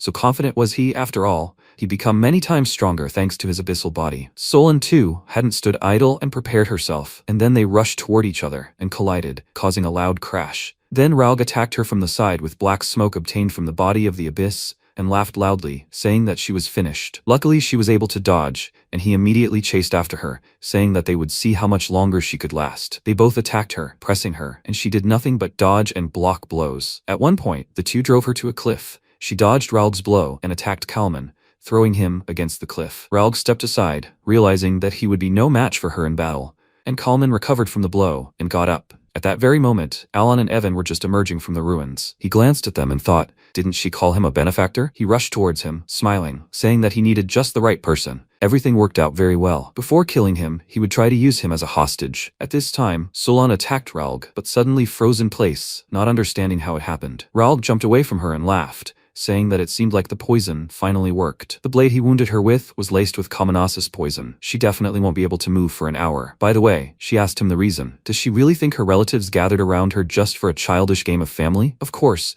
they were all for the power that the essence of the Golden Mane tribe gives. It was just that she had the right of ownership and authority. She got it by accident and swung it with exorbitant power. Does she even know how pathetic it looked? She said that maybe that was true. But still, even if at first everyone gathered for power, the time spent together was real, and they became a family, just like before. He chuckled and asked, has she still not woken up from her dreams? Let her admire for herself how much she is hated. He waved his hand, giving the signal, and other guild members appeared behind him, ready to attack her. She was shocked. She couldn't even imagine that the others were traitors too. Raoul pulled out his sword from the black smoke and said that the essence should remain with the one who is worthy of it, and he would accept her gift with gratitude. But before he could strike, a powerful frost spell struck next to him. He turned around in shock and saw Kalman with a mortal wound, and the other two. Evan pulled out his sword, approached him with lightning speed and finished him off, and Raoul retreated to his own people, nervously wondering, what the hell is this? He felt a terrifying energy emanating from the deities who followed Alon. He glanced at it and thought, this black smoke is magical power. Did he use the Abyss Body? But how? The Abyss Body appears in the middle of the game's story. Do you want to become a god? Anyone of the proper rank who absorbs this will gain divine power. Because of the vague description, only speculation surrounded it. So the guild members betrayed Solon. He poured a potion on her head and said it was the ultimate healing elixir,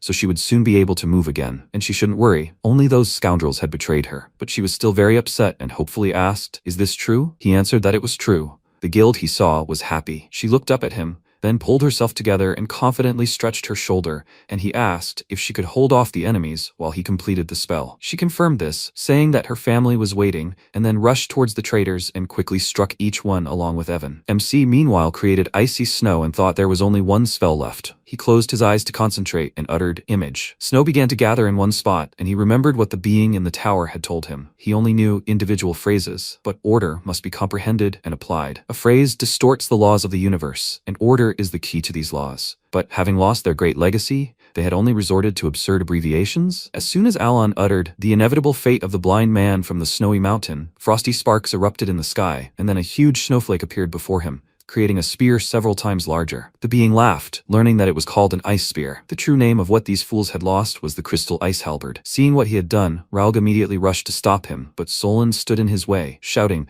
how dare he approach her benefactor? MC, meanwhile, uttered the last part of the phrase, and a huge ice spike rushed forward, freezing everything in its path. Solon parried the traitor's attack. The spike struck the remaining enemies, and then she leaped to the side, and the only one in the path of the ice halberd was Raoul. He failed to react, and the ice spear pierced him. Everyone scattered to avoid the blow, and then his loud cry rang out. A huge ice wall rose on the sandy field, and the frost spread, strewing the area with sharp crystals. The traitors quickly died, impaled on the spikes, and it seemed Raoul too, but he still had strength for one last attack. He broke free from the icy shackles and pounced on Solon, exclaiming that he only needed to kill her. Alon rushed toward her, and he pointed his blade at her, thinking that if he could only take away the right to the essence, he could start over. MC took the blow, protecting her, and she looked in shock at the blade piercing his stomach. When he coughed up blood, Solon turned a furious glare on the traitor, and then kicked him with all her might, finally finishing him off. While Alon was resting, the ice had already melted, and Evan asked him if he was really okay. He confirmed it, thinking he had been mostly unharmed to begin with. The blade only slid across the skin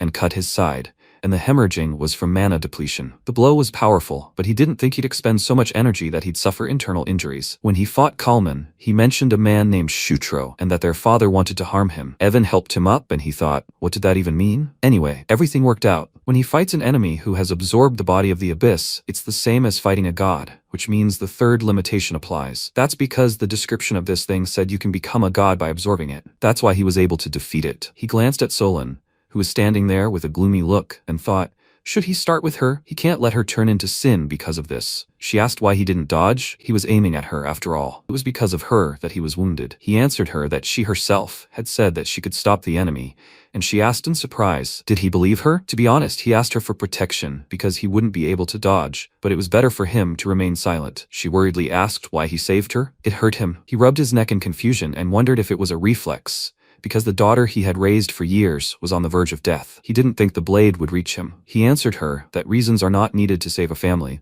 and she noted that family is blood relatives. He realized he had misspoke, and she said with a smile that she still wanted to become a family with him. Her words touched him. It was like an adoptive father who had been unrecognized for years was finally called dad after so many years. But Solon thought about family with him in a different sense. She threw her arms over his shoulder and said that it was impossible to look like this. She was from the Golden Mane tribe and he was a human, so they could get married. They both stared at her in shock and were speechless. Why was she even doing this in such a place? 5 days passed, and Kalman's atrocities gradually spread throughout Colony. People were furious at his meanness, and Solon gained so much support that she was awarded the title of the first Baba Yaga. And all this time, she kept up with Alon with her marriage proposal. He didn't answer her and thought that there was no way to skip it, just like a choice in a game. At first, he was even pleased that she wanted to become a family with him, but he replied that she had already proposed to him 19 times. However, he had long considered her his family. She responded that if they got married, they would become a real family. She could make him happy. She was serious. He sighed heavily and thought that sweet potatoes and a quiet aristocratic life were enough to make him happy. It was time to leave.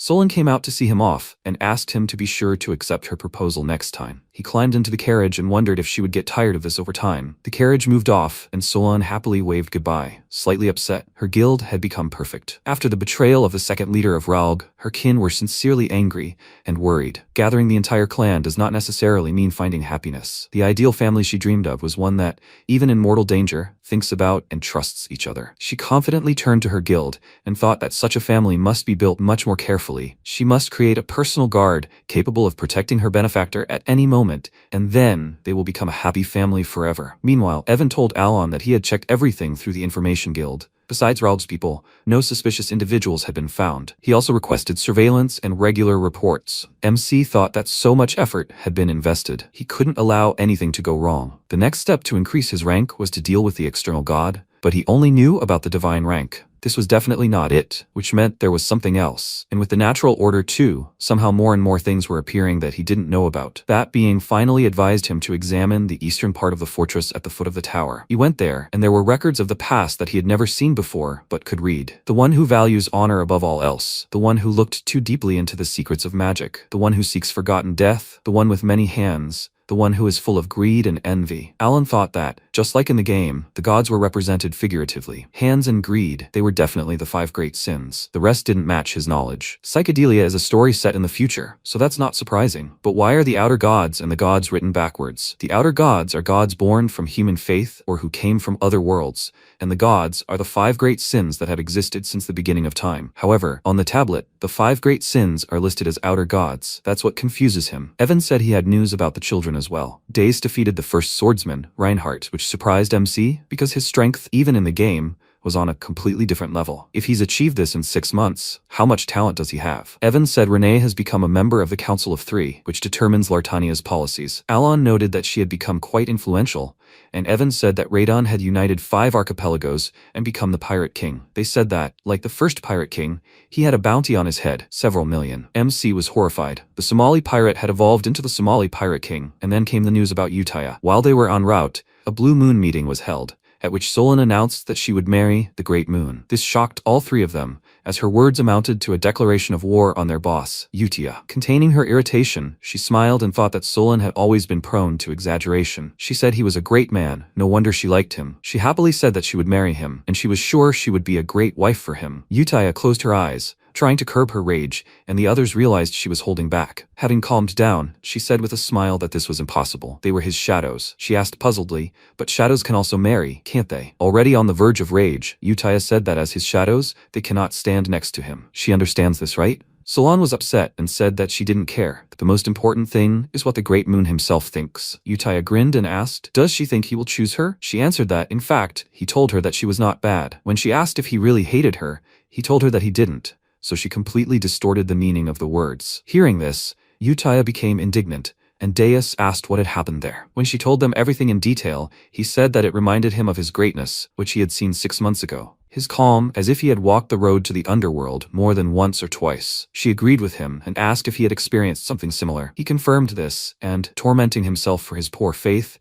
exclaimed that he had failed to appreciate his strength and even doubted him, having sensed the magical power of the enemy, and he had consoled even him, who who had fallen into doubt. He was the most worthy of men, and he had made a decision. He must become stronger in order to take revenge on the black creatures and become their sword. Solon joyfully clapped her hands and said that she understood him perfectly. 2 hours passed. Dace continued to discuss the great moon, and then suddenly Utia said discontentedly that in any case she could not marry him. She, on the contrary, exclaimed that she could marry him, and then they began to argue. Radon did not want to listen to all this at all, and Renee collected notes. Now it is forbidden to ask Dace about anything concerning the great moon. Secondly, as for Utia, when it comes to the great moon, she begins to behave like a child. This is something new. When the meeting finally ended, Radon breathed a sigh of relief. He didn't want to know any of this. Sometime later, in the outskirts of the capital of the Kingdom of Asteria, a secret meeting took place between the head of the aristocratic faction, Marquise Filboid, and the head of the royalist faction, Duke Rimgrave. The Duke proposed an alliance to destroy the Kalpa faction, the one full of madmen. The Marquis said that the existence of this faction worries both sides, so he agrees. Does he have a plan? He replied that they could involve the Holy Kingdom of Rosario and use the letter of Reformation. The Holy Kingdom of Rosario, being the center of faith, can send this letter to any state if it suspects someone of heresy. The support of several cardinals is required for sending,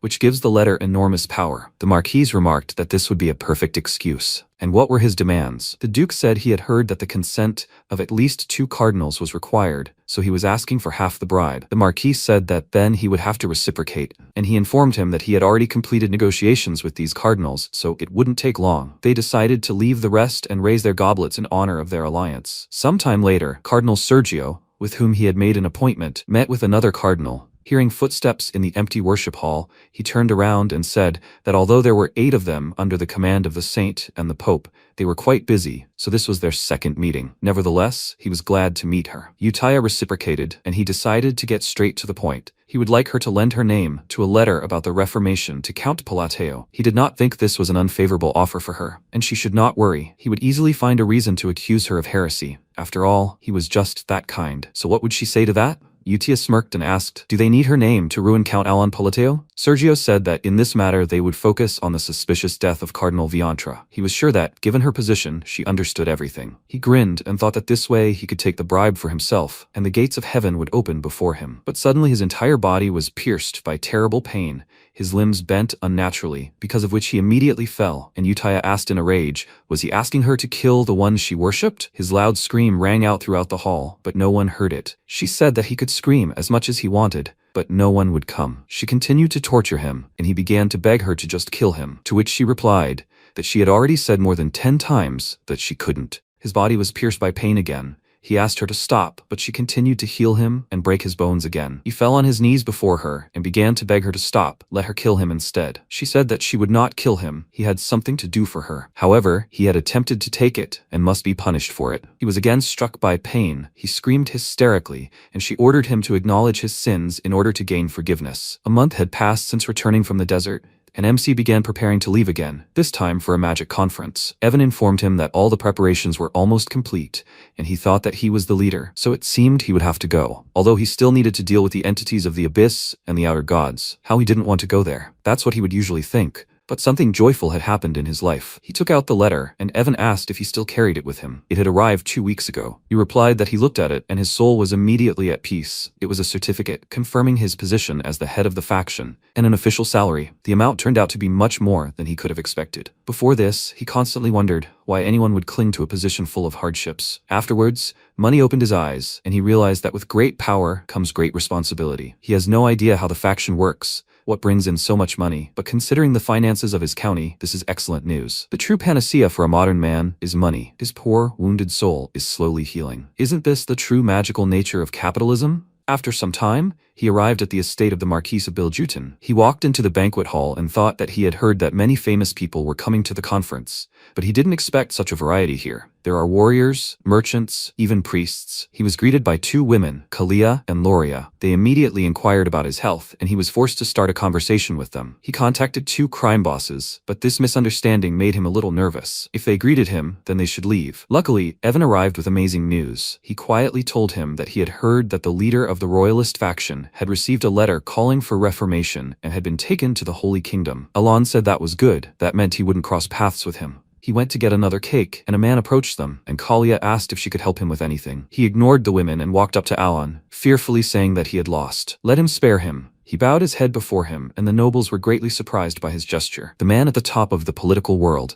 the head of the aristocratic faction, Marquis Filboid, bowed his head. Unlike the shadow world, the political world is based on reasons and justifications. Bowing your head to another is the same as giving them your power. Kalia smiled nervously and thought that she already knew it. He was incredible. Even now he was calm, as if he had foreseen all this from the very beginning. A few days ago, the Marquis received a magical sphere and a mysterious letter. It looked rather ominous, similar to a letter about the Reformation. The vision contained in the magical sphere lasted only 5 seconds, but it managed to terrify him. Duke Rimgrave screamed, asking him to read the letter and come to the Holy Kingdom to behold the sacred moon. They were mistaken. After finishing the playback, the sphere cracked, and in the letter, the Marquis found a threat. He would be next. His hands trembled, and he wondered how this had happened. They only wanted to destroy him politically. Anyone who received the letter about the Reformation would fall in the political world. But if they were not connected with the heretics, their life was in no danger. However, Duke Rimgrave, who had no connections with the heretics, was hit. The Marquis immediately realized that Palatio had orchestrated the whole thing. But how did he manage to stage it better than them? But something was more important than that. He would be next. At the moment, he fell to his knees before Alon and bowed his head, touching his forehead to the floor, and said that he wanted to live the rest of his life in peace. He would retire from politics, if only he could spare him the letter about the Reformation. MC was completely confused, and did not understand what was happening, and looked at the women, thinking that it was their doing. Meanwhile, they thought with smiles that the face of one of the 3 secret rulers of Asteria was now increasingly revealed to them. This was magnificent, as expected of the Count. So the rumors that Altia and Genonia nominated Palateo as deputy head for convenience were finally dispelled. On the 3rd day after the meeting began, Alon went east for the magical conclave. While he and Evan were walking down the street, he said that Marquis Filboid, they say, also received the letter and went to the Holy Kingdom. MC asked, so he was dragged there after all? His knight asked in bewilderment, wasn't it he who sent it to him? He asked in response, how could he send him a letter about Reformation? Evan was confused. He said it himself. MC told the Marquis that he would think about it, but he never thought it would sound like that. He just wanted to get out of that situation as soon as possible. Meanwhile, in the labyrinthine city of Lartania, a city of endless exploration, at the top of which stand 5 great guilds. One of the 5 great guilds, Blood Iron, was currently descending into the labyrinth. One of the guild members asked admiringly, did he really kill 1,000 creatures single-handedly? The man called him a newbie and said that the guild leaders were practically equal to superhumans. The guild leader, Alderic, turned to him and told him not to exaggerate. Nothing like that would happen this time. The girl asked, do they need to capture 1 monster from the 20th floor alive? That was the order, right? Alderic said the advance was too generous, so he agreed. Levels in multiples of 5 are safe, which is odd. He figured that even if it was a trap, for him, having explored level 50, it was nothing, and he said that in case of failure, the advance didn't need to be returned, so everything would be fine. They descended to the 20th floor. The girl looked around and, pointing at an unusual goblin, noted that the boss really did have a nose for prey. One of the guild members chuckled and exclaimed that it was a goblin, and the most pitiful of all monsters. They would get the same amount of money on top for it. It was a real golden goblin. And what kind of clothes is he wearing? Is that Oriental style or something? The goblin sighed in irritation and turned to them, noting that the annoying gnats had made a lot of noise. He waved his hand, and everyone who rushed at him immediately suffered an unenviable fate. Seeing this, Alderic immediately drew his axe and charged. He quickly covered the vast distance between them and pounced on him in a leap, but he suffered the same fate as his comrades. This goblin was the king of hungry ghosts, and filled with pride and disdain, he began his journey to the surface. Meanwhile, Alan arrived at the central tower. Evan had to raise his head to look at the building in its entirety, and he noticed that the tower was indeed very tall. Lion, accompanied by other red mages, approached them and greeted him, saying that they had not seen each other for a long time. Let him come inside. Along the way, she told him that the main events of the academy would begin tomorrow, so today, he was free to look around. He asked where the library was, and she offered to take him there. MC had to come here without his knight, as he wasn't allowed into the main building, and went to the break room with the other mages. Lion said that tomorrow, the first day of the convention, a presentation on the new Green Tower theory and a friendly duel were planned. She was interrupted by the loud, disgruntled voice of a mage arguing with someone. Lion sighed heavily and said that it seemed they had gotten into another fight with the deputy head of the Blue Tower. Alon asked her to tell him about it, and she said that she was incredibly narcissistic. Fenia, meanwhile, mockingly told the Green Mage that even if 25th rank mages like him appeared,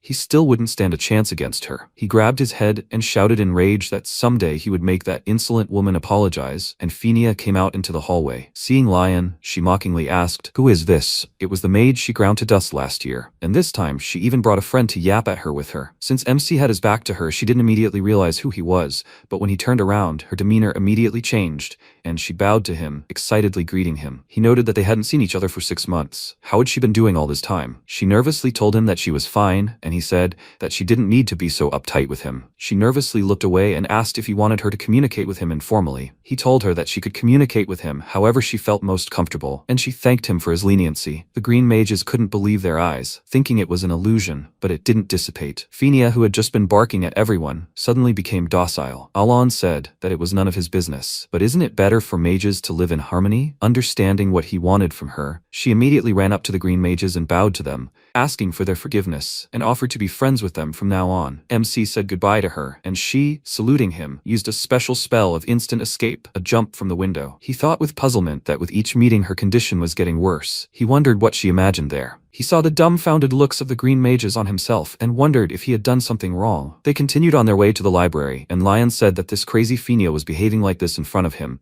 It was simply amazing. He asked, "So that's her nickname?" He knew she was an arrogant genius, but to such an extent. They approached the elevator, and the purple mages came out. One of them, seeing Lion, immediately smiled and asked if she had come to admire him. She told him that it wasn't so, and he asked who was next to her. His face was unfamiliar. She told him it was Count Palateo. He shouldn't be rude and leave. The mage looked at him carefully and asked, "So is he that celebrity?" He was pleased to meet him. His name was Baruch. He was the mage of the Purple Tower and the son of its leader. Alon nodded and thought that he was seeing him for the first time. Baruch finally told the girl that she would soon become sympathetic to him, and then left. Lion turned to the Count and told him not to even talk to him. He was already a fourth circle mage, but his only known trait was stealing other people's research and deliberately disgracing people. He watched him go and thought that at his age, the fourth circle was already the category of genius. Power levels make a huge difference. With each time the gap widens, and the difference in power between the 7th and 8th circles is simply unimaginable. She said the library he was looking for was on the 38th floor, and they would see each other at the academy presentation. He thanked her for her help and entered the elevator, ascended to the 38th floor, and looked around with delight. In person, of course, it was a completely different experience. He had 2 tasks here. First, he needed to reset all the broken clock hands to 12 o'clock, and second, he needed to find a black book with no title or author. This book contained a special page leading to a secret space, from which he retrieved the Ring of Radiance. The day after the Green Tower's performance at the friendly arena, Baruch challenged him to a duel, something he certainly didn't expect.